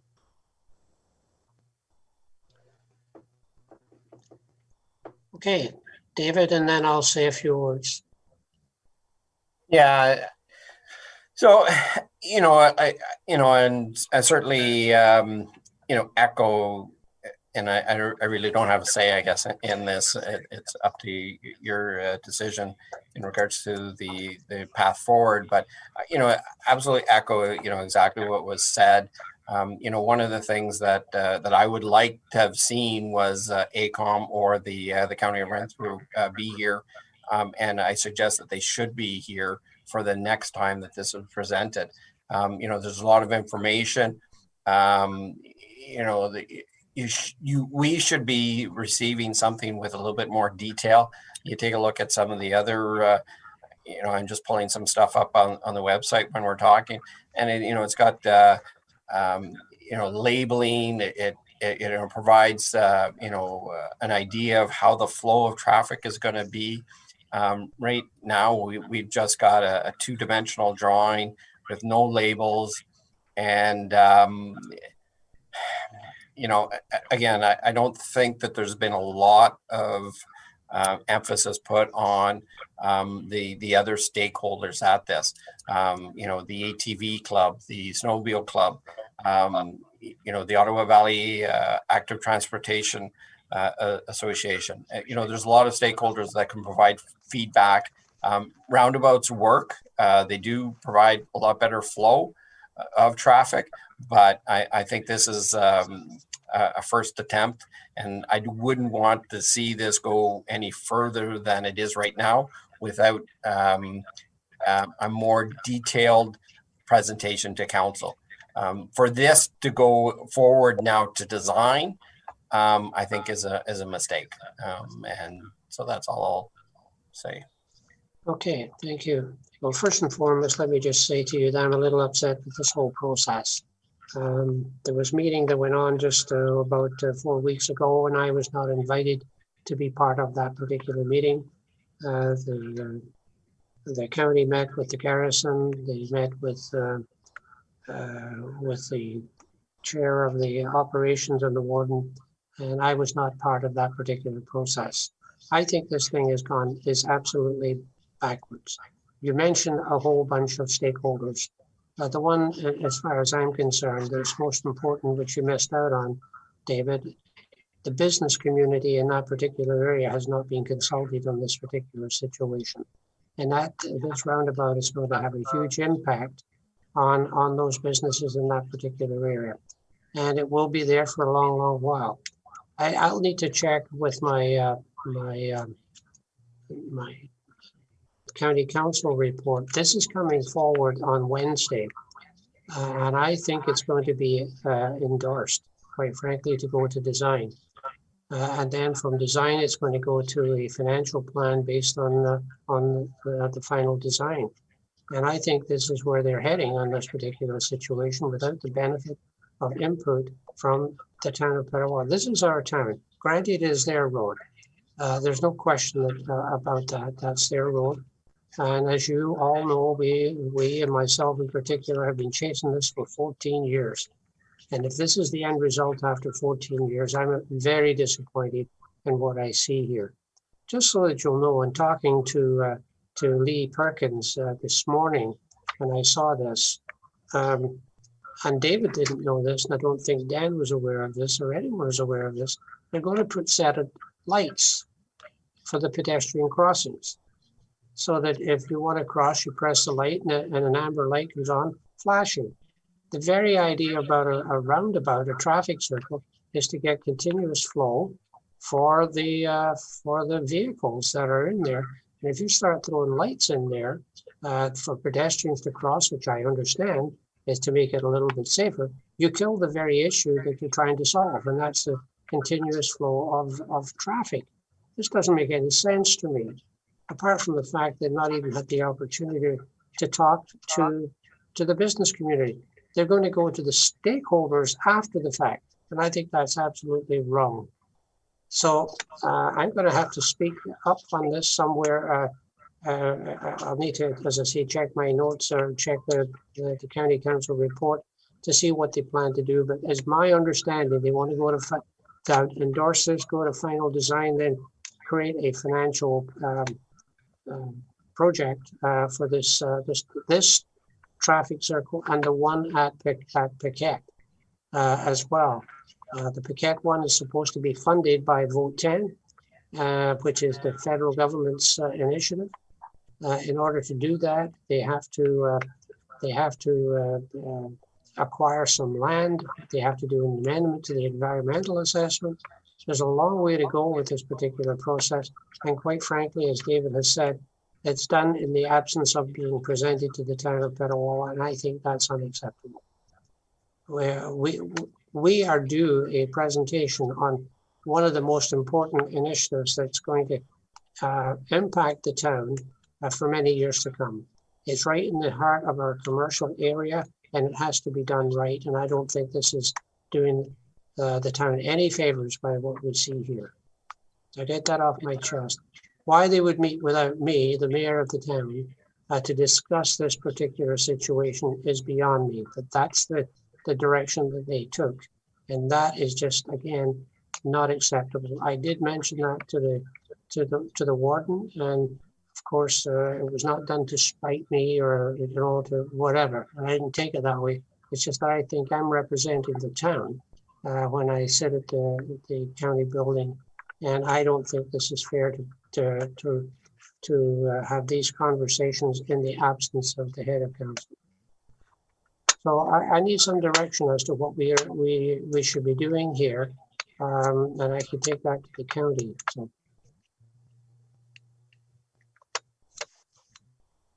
Tom, I Gary, think you've already got it, Mr. Mayor. Everybody has voiced their opinion. I think everybody's on the same road here. We're not in favor of it unless they show us something that's going to improve the situation. I don't see this as an improvement at this point in time, and I don't think anybody else on council does either. sure. James, or who else had their hand up before James? Was it Gary? Yeah, Gary. Sorry, Teresa, I'll come back to you. Thank you, Mr. Mayor. I would like to see a third, or I guess a second alternate design that shows this roundabout without Hilda Street. And also a very comprehensive computer animated simulation study that shows how traffic is going to flow at peak periods and low periods, and how pedestrians and ATVs are all to get across this thing in some kind of simulation. And I honestly don't think we should be paying for it. That might be a tough one I hear you. Just so you'll know, the town pays $8.9 million to the county of Renfrew on an annual basis. And they're asking us to pay additional to do a study on their road. Teresa. Mr. Mayor, I don't know that I had my hand up. Oh, who Thank did? you. Is it James? Sorry, pardon me. Okay, it's James. Thank you, Mayor Sweet. I would echo the deputy mayor's comments in that we should insist on having the computer simulation. You're looking for suggestions as to the path forward. I think there should be official communication from the town of Petawawa, from the mayor's office to the warden, and CCing everybody at the county who needs to be CC'd regarding all of the concerns that have been mentioned thus far, and in particular, the computer simulation, I think needs to be done. That has to be done as far as I'm concerned. Otherwise, it's a potential disaster. And raise all of the safety concerns, and insist that we need to be part of this process and have a say in what's going to happen to the roadways in our town. So just to give you a bit of an understanding, and we need to take a little bit of time on this one. I think this is very important. The county of Renfrew got $1.5 million worth of stone dust from MTO to stone dust the trail all the way from say Pembroke all the way to Mattawa, and it's currently sitting on the ground in Deux Rivières and at Chalk River. Just the other day, through the Development and Property Committee, we received $2 million from the county to spread that stone dust. At this point in time, the ATVs, while you see a lot of them on the trail, they get, if they're coming from, say, Smith Falls up the Algonquin Trail, which is stone dusted all the way to Renfrew and will be all the way to Cobden, they get as far as that area and then they turn around and go back because there's slag on there that bursts the wheels and punctures their tires. When we get that stone dusted, and it will be sometime this year, just to give you an idea of the number of ATVs that we will see on that trail is just absolutely staggering. I attended a ATV annual general meeting, and the ATV club, just so you'll know, which started about 5-6 years ago, had a membership of 45, 46 members. Today it's 1,465 members in that club, all using that trail. This morning I had a meeting with the Ottawa Valley Recreational Trail, which is the overseer for the whole trail, including Lanark and Papineau Cameron. They had 675 members of that. So all told, there's over 2,000 ATVs that will be on that trail somewhere, and they will be going through up, and they want to get up into Papineau Cameron, beyond and up past Chalk River, Deux Rivières, and etc. So they're going to have to come through that particular area. It's going to be an absolute, I don't want to use the expression because we're live, but it is going to be crazy in that particular area with ATVs. This is turning into what is familiar with you all, and that's the RAP tour that we see for snowmobiles, and it is going to be nuts. And unless we do this right and get it correct, it's going to be a problem. There's going to be all kinds of issues in that particular area, let alone the area that, as far as I'm concerned, you've got a number of potential businesses that are coming into that particular area that know nothing about this type of situation. And I think that's unfair. It's unfair to the town, and it's unfair to those businesses that we rely on, and we're trying to grow that commercial base. So I certainly would like some sort of letter sent out. We don't have much time, but I think we have to send something directly to the county, expressing our concerns with this particular situation and the lack of clarity and transparency to the town on this particular issue. That's how I feel about it. I don't know what, I think everyone is nodding their heads. I think that's a prudent way to do it. I think we have to stand up for what we believe in, and I don't think we want to see that in the center of the town. I believe in roundabouts. I think they're great, but you start putting lights on a roundabout. I traveled all over the United Kingdom and areas here in Canada with traffic with roundabouts. I've never seen one with a set of traffic lights on it. That destroys the very issue that you're trying to create, and that's speed traffic up and flow through, etc. I don't know how you do that with set of not traffic lights, but pedestrian crossing. I get the safety aspect, absolutely, and that is paramount. There's no question about that. But there's got to be a better design than this. So is that the direction to staff? Can CEO, can you get something done by this time, by tomorrow night, that there could be off to the to the county to be in front of the county council for their review on Wednesday. Well, yeah, we can, absolutely, we can do that, Mr. Mayor. If you could, I think that's the desire and the wish that I see here with the town.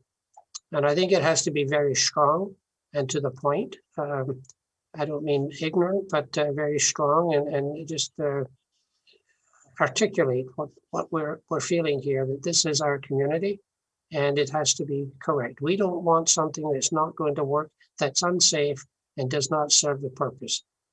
I don't see why we should spend $3 or $4 or $5 million or whatever it is and end up with something that's not going to work. And I don't disagree that there should be a computerized model so that we can actually see what this thing will look like.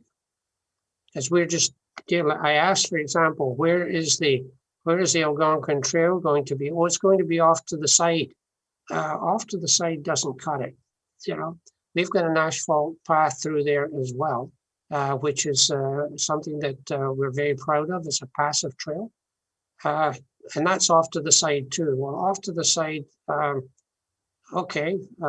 Yeah, well, we get 1 or 2 cars go through there too, you know. Where are the trucks going?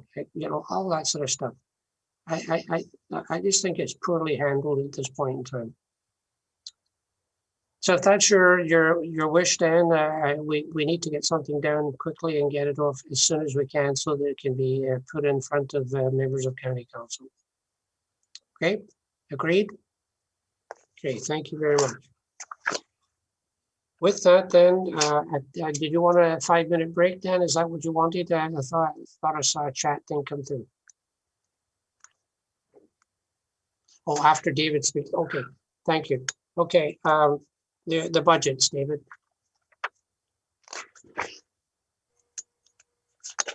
Yeah, so it's the roads, the transportation services budget. It's early in the year. There's nothing I wanted to highlight. If there's any questions. On all 3 budgets, you don't have any concerns that you want to highlight, or?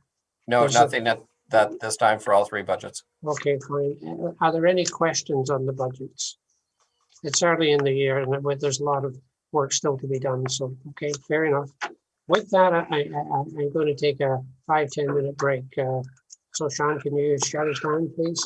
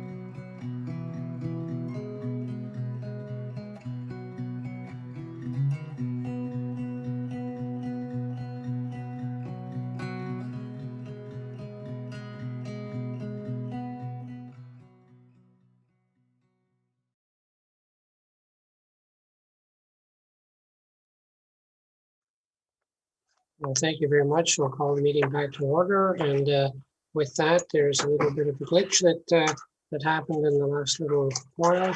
And I will turn it over to the CEO. CEO. Thank you, Mr. Mayor. On a matter of point of order, I will refer council back to Public Works Report 12, 2021.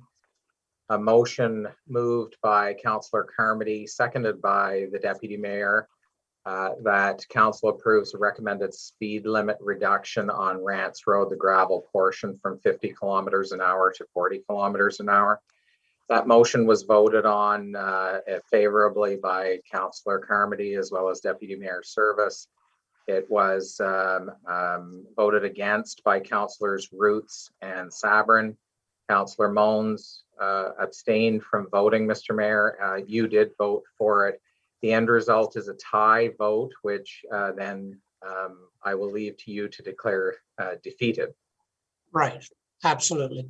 So therein lies the glitch, and I neglected to catch that. So I will declare that motion is it has been defeated. Okay. With that, we will go on to planning and development.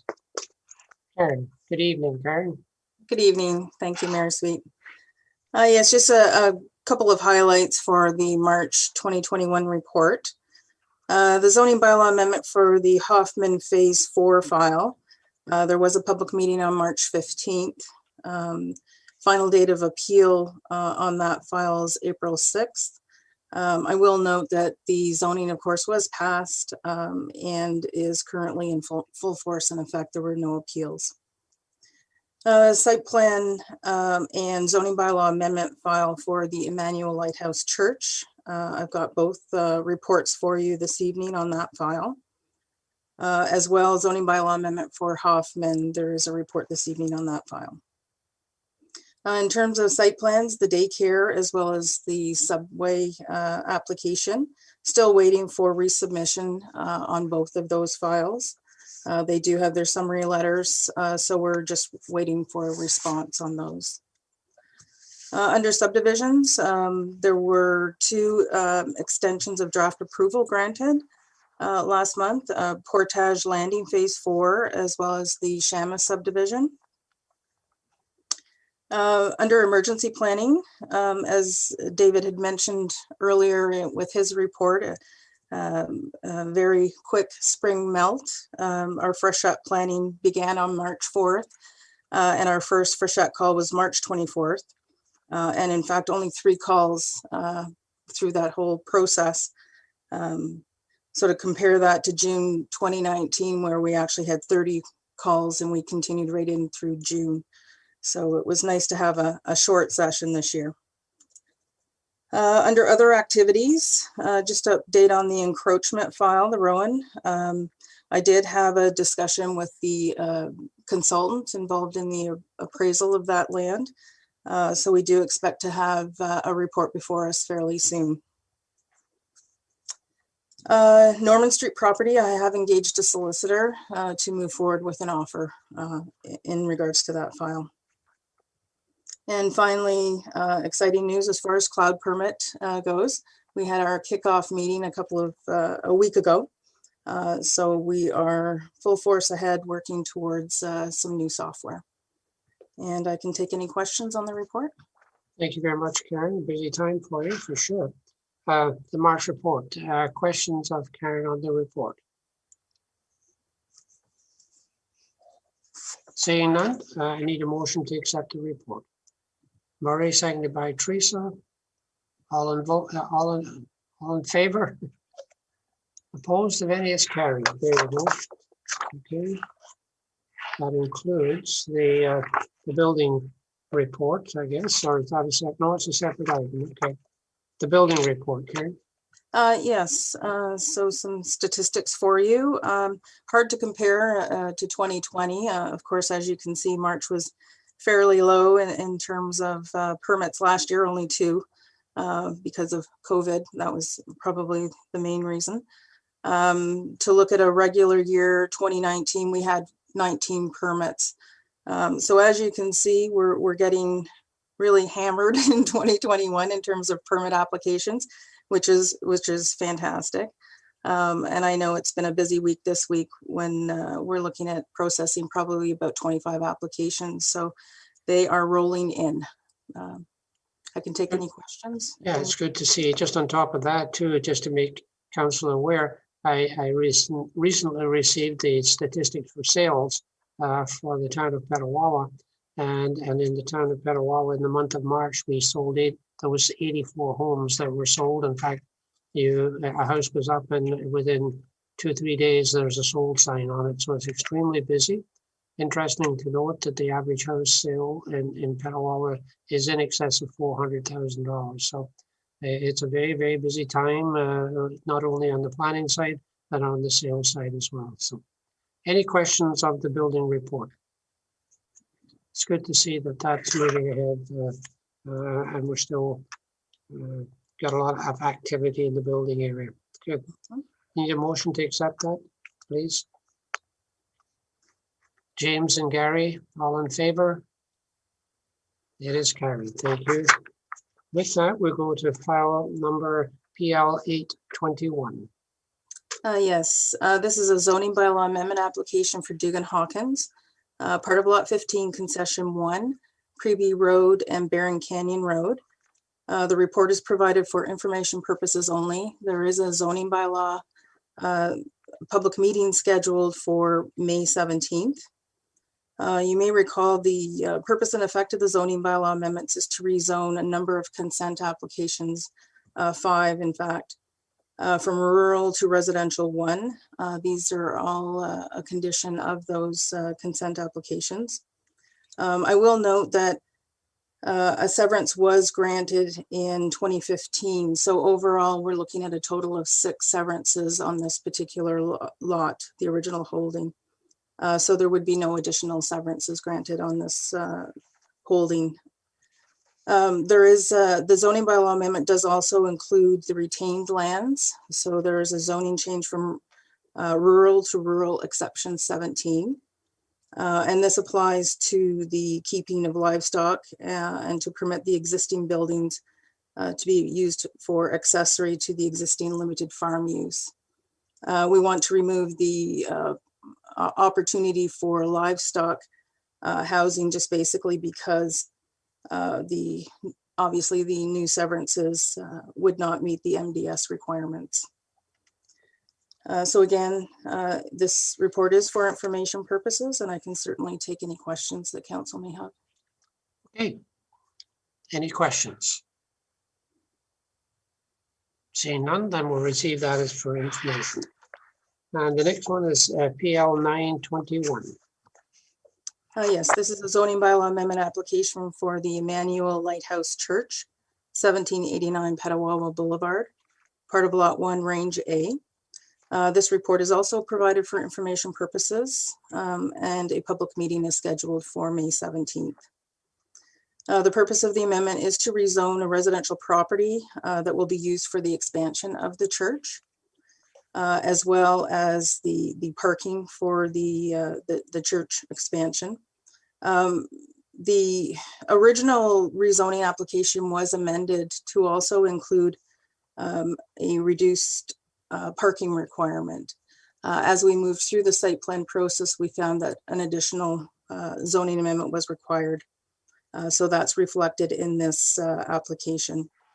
The effect of the amendment is to rezone the subject lands from residential 1 to community facility exception 4, and from community facility to community facility exception 4.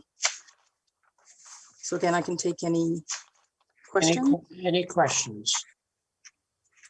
And we'll receive that as an information item as well.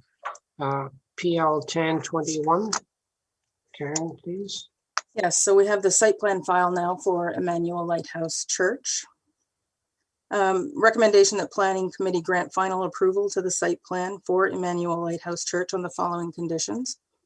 Number 1, that the owner obtain a zoning bylaw amendment for the proposed use and required parking, and that the owner enters into a site development agreement with the town prior to any construction occurring on site.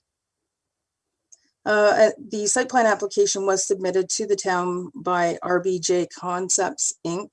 on behalf of the church. They are proposing a construction of 783 square meter addition to the existing 388 square meter church facility. So tripling in size, it's a huge addition. The church wishes to build the addition onto their existing facility that will cause the expansion into the adjacent residential property. So as mentioned a few minutes ago, the zoning bylaw amendment will change that residential property to a community facility zone. The site plan was submitted to us actually in March of 2020, so it's been a long road to get to this point.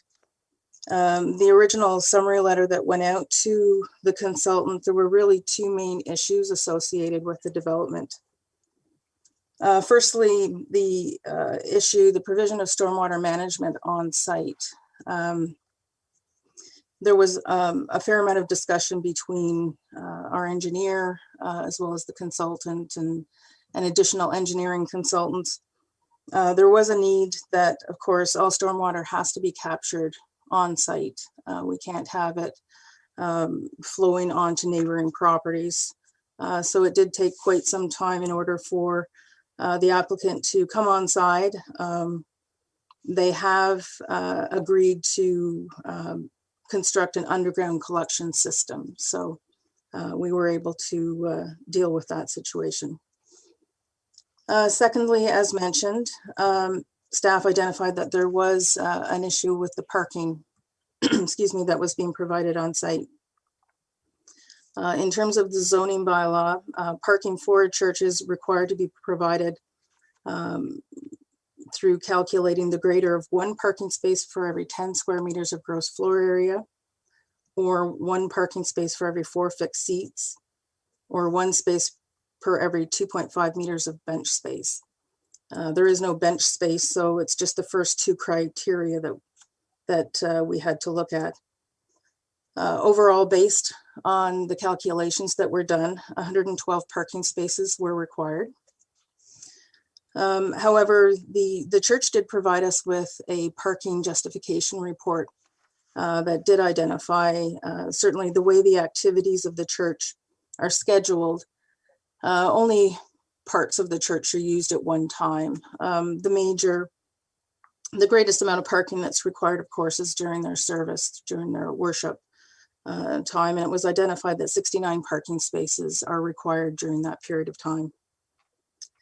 So the report certainly provided a fair amount of data, lots of information and justification to allow for a reduction. They want to provide 88 parking spaces, so they want to max out the amount of parking on site, which we certainly do appreciate. So it is felt that we could support that justification report. So again, based on the foregoing report, staff is satisfied with the site plan. We're happy to see what is proposed. 6 barrier parking spaces, significant landscaping is going to be provided on site. And it certainly meets the engineering requirements. So staff is recommending council conditionally grant site plan approval, again, subject to the 2 conditions. And I can take any questions that anybody has. I'll open it up for questions. No questions? Oh, Teresa, pardon me, sorry, thank you. Thank you, Mr. Mayor. Yes, I did have my hand up this time. Okay, no problem. Just Karen, a question through you, Mr. Mayor, to Karen. Karen, just a concern, I guess, about the amount of accessible parking spaces. If I remember the criteria correctly, if we had 112 parking spaces, we would have 5 accessible parking spaces. If it's 1 in 25 still, would that be correct? 1 for every 20. 1 for every 20. Okay, so 6. 6 spaces, that's correct. Okay. From a perspective of the Accessibility Advisory Committee, and when we were looking at the church that's located on Civic Center Road, when we looked at their parking spaces, we had made some recommendations that perhaps they may want to look at increasing the number of accessible parking spaces, because the data shows that in most churches, the population, of course, is aging, and the people who attend Mass are of the aging population predominantly. So the accessibility committee, although I didn't consult with them, would probably have a query in regards to ensuring that there would be enough accessible parking spaces. And certainly, I don't know what that process could look like, but we would certainly want to recommend and probably hold fairly strongly that we would remain at the original 6 parking spaces. So I don't know what that means, and I would ask for your feedback, please. Yeah, absolutely. They are going to provide the 6 parking spaces. They're actually making them larger than what was originally requested based on our zoning bylaw requirements and the Ontario Building Code. So we're very pleased about that. Absolutely. Yay, Emmanuel Lighthouse. Thank you very much. There you go. You ask and we deliver. There you go. James. Thank you, Mayor Sweet. Karen, question again regarding parking. In this era of climate change and more active transportation, and people are being encouraged to use their vehicles less, and vehicle sizes are getting smaller, and there's driverless cars on the horizon and electric vehicles. And I was just wondering, is anything changing in that regulation department? Have you heard any rumblings about that in the trade magazines you read, or in your professional life? Have you come across any indication that things might be changing in that department? And are we going in the right direction here? You mean in terms of the number of spaces required?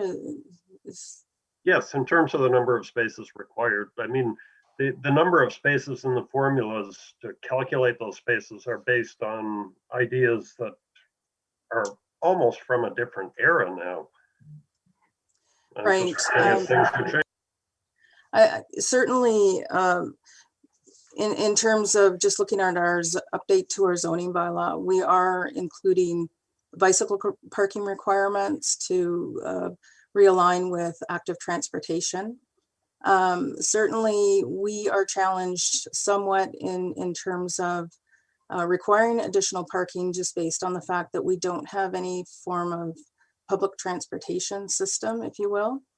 So a lot of people are still dependent upon vehicles, getting them from point A to point B. But certainly, looking at the more urban areas, the parking requirements are significantly reduced compared to the town of Petawawa, certainly. Okay, James. Further questions? You see the recommendation. I need a motion to accept the recommendation. Murray, seconded by Teresa. If there's any further discussion? If not, I'll call for the vote. All in favor? Opposed of any? It's carried. Thank you, Karen. The next one is ED05 2021 pilot pop-up container market. Christine, I think you're going to talk to this. Yes, I will. Thank you, Mayor Sweet and council members. The report before you is titled the Pilot Pop-Up Container Market, and it's for consideration that council supports a pilot seasonal pop-up container market in the Kinhut area of the Civic Center. In September of 2020, council did endorse the container document that staff had worked on at the end of the previous year and into 2020.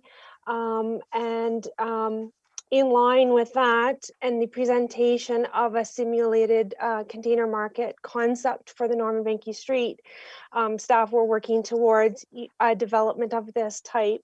Of course, the pandemic has had some impacts on specifically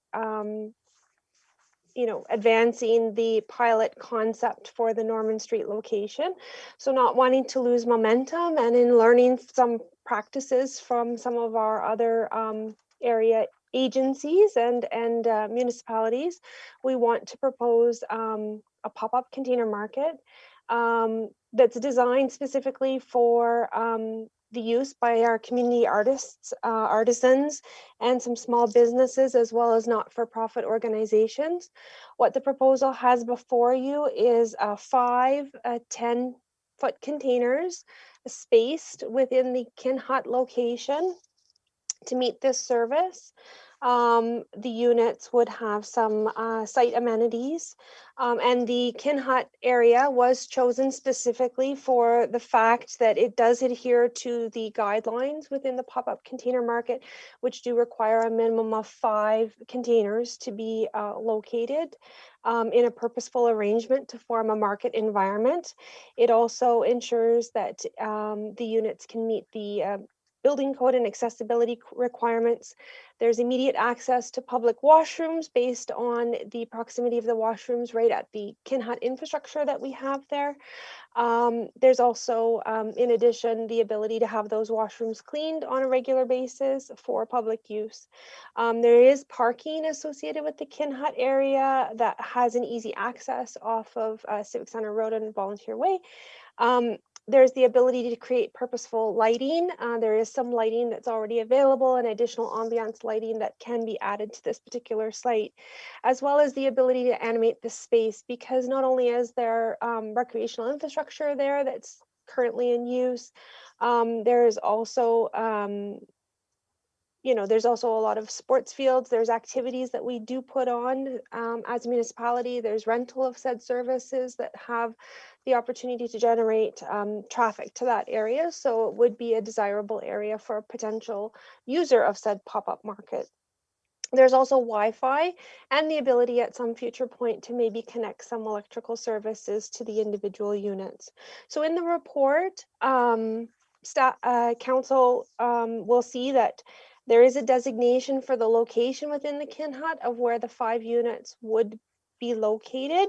And this has been based on consultation with community services staff and town of Petawawa staff team members to determine a location that works well and can facilitate our other services in the area. This area was also the location for 2 street food vendor opportunities within our pilot street food vendor program, and we currently have McGuire's Donuts, which is also located in this area and also draws some traffic to this particular site. So quite exciting. The idea with the individual units, this was done in consultation with the City of Cornwall. I did have communications with their facilities coordinator. They piloted a pop-up container market very similar to this last year, and it was a recommendation out of their economic development department, and it was in collaboration with their community services department that they ran it. They did run it on a private commercial piece of property, so a mall location within their municipality. They had 3 units. They experienced 100% occupancy over the term of the project. They will be adding 2 additional infrastructures for this year to meet the demand. And our conversations with the proponents there provided us with a lot of insight and detail. So it helped us to shape our program for this current year. What we are looking at is to have the opportunity for vendors, eligible vendors, to rent the units once they are in place and so designed for a week basis. Cornwall did theirs for 2 days and had a weekday and a weekend rate. For facilitation purposes, we're proposing a rental of a week at a time, up to 3 weeks during the time of the market. That leaves room on Monday for community services department to come in and clean out the units for health and safety for the next tenants, should there be a turnover. The idea of the turnover also provides, a new product and a new mix of vendors potentially within the market program. So it creates more interest to go to the area to see what's new, and it provides, ample opportunity for everybody who wants to participate to have the opportunity to participate within the market schedule that would be designated. We were looking to do it from, of course, June to October. We have some maybe potential constraints that we would have to consider for this current year, but we certainly are on track if we move ahead to at least have the units in there and be preparing them for the eventuality that we can meet and congregate a little bit in greater groups. The artists that would be allowed, of course, we indicated are artists, artisans, small retailers, and non-for-profit organizations.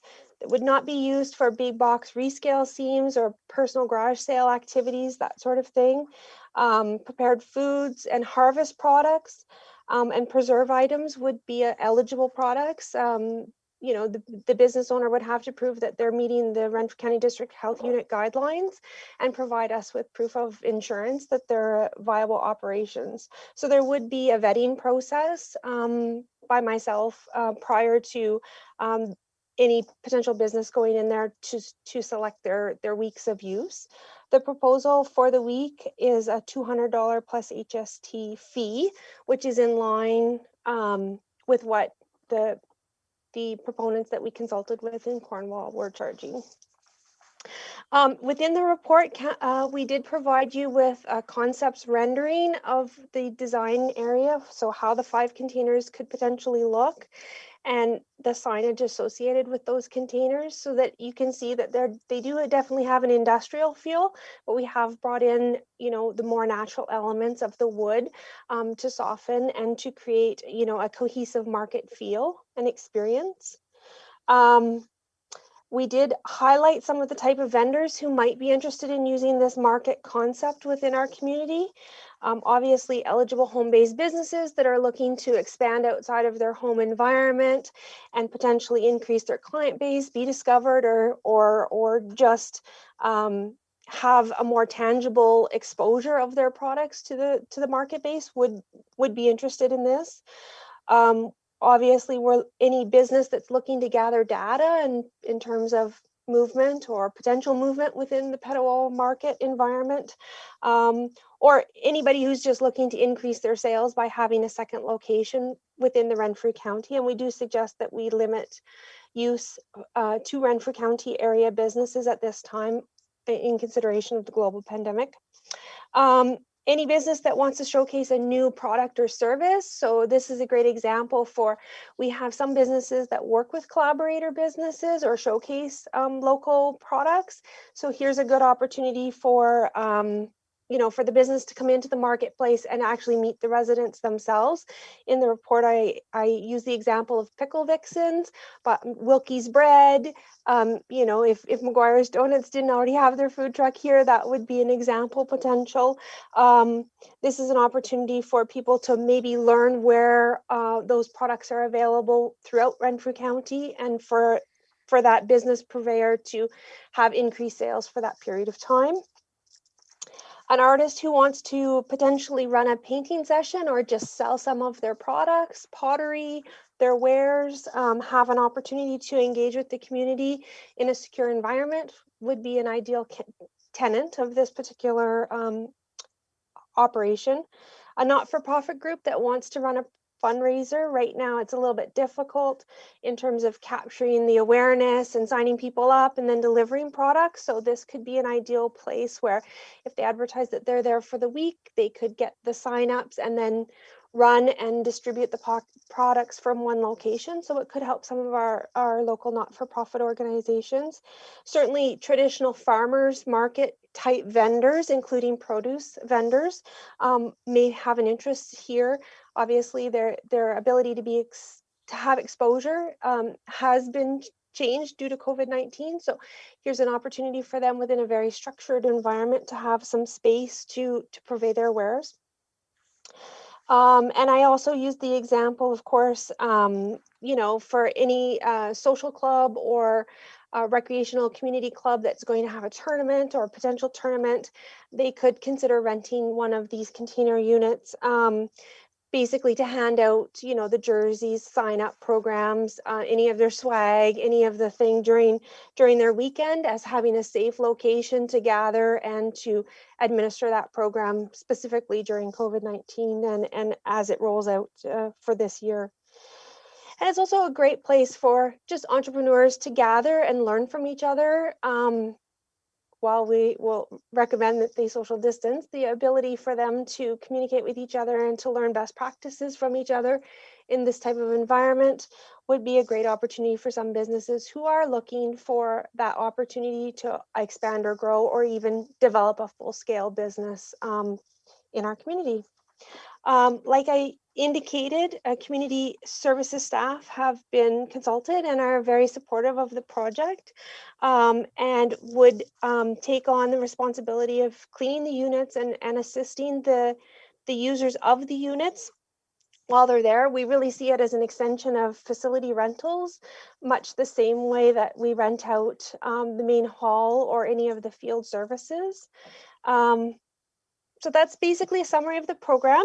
In terms of the financial implications, we have created a sponsorship program for this particular concept. In speaking with a very limited number of community members and individuals, we do have already committed support for 2 of the units if we are able to proceed with this concept. And we do have interest from 3 others that we are in communication with. So I will leave that as my report, and I am happy to take questions of council. Well, thank you very much, Christine. I'll open it up for members of committee. I see James and then Murray and then Teresa. James? Thank you, Mayor Sweet. Thank you, Christine, for this very comprehensive report. And I guess I have a 2-part question. And the first part deals with the financial implications. And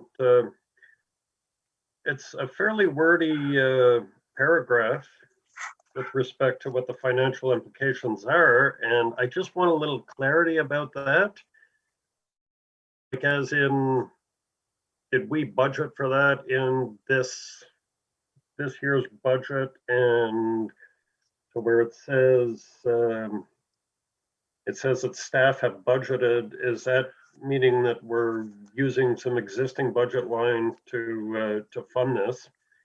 And the second part of my question has to do with sourcing the material that you may need to get this project off the ground. And given the global pandemic, do you anticipate any issues getting your capital equipment in place, like actually sourcing things that you need? Is that going to be an issue for you? Yeah, so very good questions, Councillor Carmody. Certainly, we've gone to a number of places and obtained quotes and done some preliminary work to come up with some estimates for this. They are changing on a regular basis as a result of the pandemic, sometimes to the good, sometimes to the bad. Additional opportunities are being presented to us. So we have projected in best case format. When I say that there's budgeting, the sponsorship program that's been developed is for the assistance in the creation of the market itself, and the sponsorships are for the units themselves by the proponents. So they are receiving value in advertising and marketing dollars in exchange for their participation. The budgeted pieces from the municipality would cover, and through my budget, would cover the additional amenities that are needed to bring the units to the condition that they're eligible under our market guidelines, such as the rampings, the awnings, a little bit of the beautification pieces to them, and as well as adding to the marketing program that is supported through the sponsorship for these units. So ideally, it was originally planned to be completely sponsorship financed with support from the municipality, and that's how we will proceed in the development of it. Thank you. Murray? Thank you, Mr. Mayor. More of a comment, Christine, like you said, it is a pilot project, and I'm for promoting any new entrepreneurship and opportunities for our residents in our town. Anything to help grow even tourism and all this. I think there's a lot of good spin-offs off this, and giving people a chance to show their wares and their capabilities and talents in our town. Maybe this is a question for Kelly. Kelly, any problem do you think with parking if we were to host this, say, like a ball tournament or something like that, or any event? I know with COVID, you never know. Sometimes they have these limit restriction events. What's your, and you foresee any issues or? Thank you. Yeah, that's one of the first things that we asked Christine about and had discussions with other departmental staff. I mean, I think the reality is, yeah, on certain tournament weekends, parking can be, pretty heavy in that location. But this opportunity also brings all sorts of other opportunities to that total experience for whoever's hosting their tournament. The reality is there's lots of parking on site. If that particular parking lot is full, there's another parking lot that services the bike park that's just around the corner. We have our main parking lot. We have the back 40. There's lots of parking on site. So, I think we need to just weigh out the kind of the pros and the cons. And I think this is a real nice enhancement to the community. And, if we got to work on the parking to make it happen, then I think that's what we should do. Thank you, Mr. Mayor. Kelly, thank you, and Christine, thank you. I'm in favor of definitely trying this pilot project. Okay, Teresa? Thank you, Mr. Mayor. Through you to Christine. Christine, these are very exciting times indeed, and I'm really very much pro this opportunity. I also had a question in regards to parking and whatnot, but again, as Kelly has explained, we have tons of parking available, and if our ball players, for example, can't walk an extra couple of 100 feet to enhance their ball playing abilities, I'm sure they'll be happy to do that. So my question, I guess, is so the containers themselves are going to be in the parking area adjacent to the kin hut or behind the kin hut. And what are they going to be moved somewhere during the off season, or are they just going to be closed up and maybe sort of moved altogether, that kind of thing? And then my next comment is I really like the concept of having, the 6 days and then having the opportunity for people to revisit that and extend their own weeks by a couple of weeks, and it allows for all sorts of people to take advantage of the opportunity, test out the market and whatnot. So that really was my only question, and otherwise I'm super excited. Thank you. So I can respond to the question. So the way that the consultation have been with Mark and the staff at the Community Services Department is the containers being 10 foot was also a choice, that we can place them within the tree line that's available at the kin hut area. So we're not actually putting the containers on the parking surface. It's in the property between the ball field, the little walkway that's developed over time along the ball field edge, and where the tree line is. So we are placing the structures within there and then adding the ramps and the additional infrastructure to carry people from the parking lot area into that unit. So it doesn't affect the parking flow, because that was definitely a concern, and we didn't want to have pedestrians necessarily standing directly in the parking lot to facilitate the transaction. So there was some very clear choices, considered and made in that design. Yes, we may have to remove, a parking barrier to accommodate for our ramp for a particular unit, but I think that was the concession that we made. So you're not actually losing any parking spaces in the kin hut area. They will be, like little houses in the trees, basically, is how they will look. Great, that's fantastic. Thank you. Thank you, Gary. Thank you, Mr. Mayor. Christine, I love this idea. We all saw the success that McGuire's Donuts had in that parking lot. There were always cars parked there.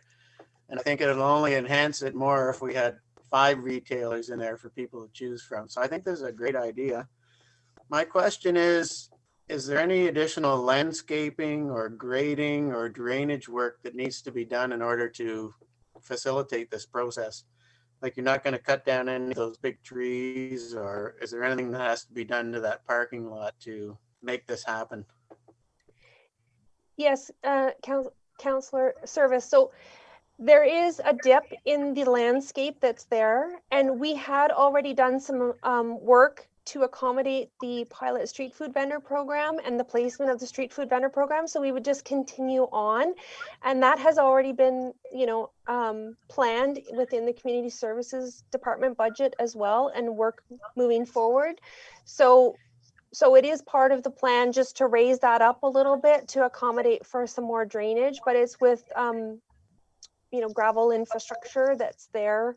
And then the units would be placed on the that piece, and then the ramps and that sort of thing would be placed around once the containers are settled. So the idea is for the term of the pilot to do it over the 5 units only to save in the costs. And if there's opportunity to continue the program and expand the number of units, then we would consider additional enhancements at that time. And I just had a question about one of the rules said the big box stores can't come in and do a little unit to sell their wares. But could a store like, let's say, Burnt Bridge's Meat Market, could they come up and rent that place for a week and sell their stuff? Yeah, what we mean by big box is the rescale theme. So ideally, if your business model is that you're supposed to sell as a home service business or a home business party format, that they wouldn't be allowed because it muddies the waters a little bit from true enterprise and commercial. And of course, yes, Burnt Bridge, they partner a lot with local businesses, and they themselves have the marketplace. So if they wanted to come in and promote one of their market tenants, it's a good opportunity. It's the same as let's say Hiska's, your independent grocery, who sells a variety of local products here, or J&E's Board and Saucy, who sells some local honey and some of their own sauces and products. If they wanted to come in, we certainly would accept them as a vendor if they were interested in using the space for a period of time to highlight a product or to partner with an event that's going on, that sort of thing. It's a way of exposure. We just want to limit, for example, the use that somebody who's just going to go out and buy a whole bunch of product and then try to rent the space and resell it. That's not the purpose of this. Okay. And one last question. I'm just wondering whose budget gets to keep the rental income? Is it community services or economic development? The money is earmarked to go back into community services for additional enhancements that we would like to see at that property for future growth. And I guess I didn't fully answer Councillor Sabrin's question, and I will take the time to answer that now. We do anticipate at the end of this pilot season, in discussions with community services, to leave the units there. There is an opportunity, subject to the enhancements that we are able to facilitate through the rentals and the increase in earnings, to potentially use them for activities that the community services does over the off season as one-offs. So for example, we had a tree lighting ceremony last year. Perhaps we would like to enhance that tree lighting activity for this year, COVID willing, and have hot chocolate featured or some other activities. We could then use the containers to facilitate some of those products. Conversely, if that's not an option for this current year, certainly we can look at that in a subsequent year if that's available. But we are anticipating to leave the units in place on site, and we'll place them appropriately for that purpose. Okay. Gary, you finished? That's good. Thank Okay. you. Okay. Not a problem.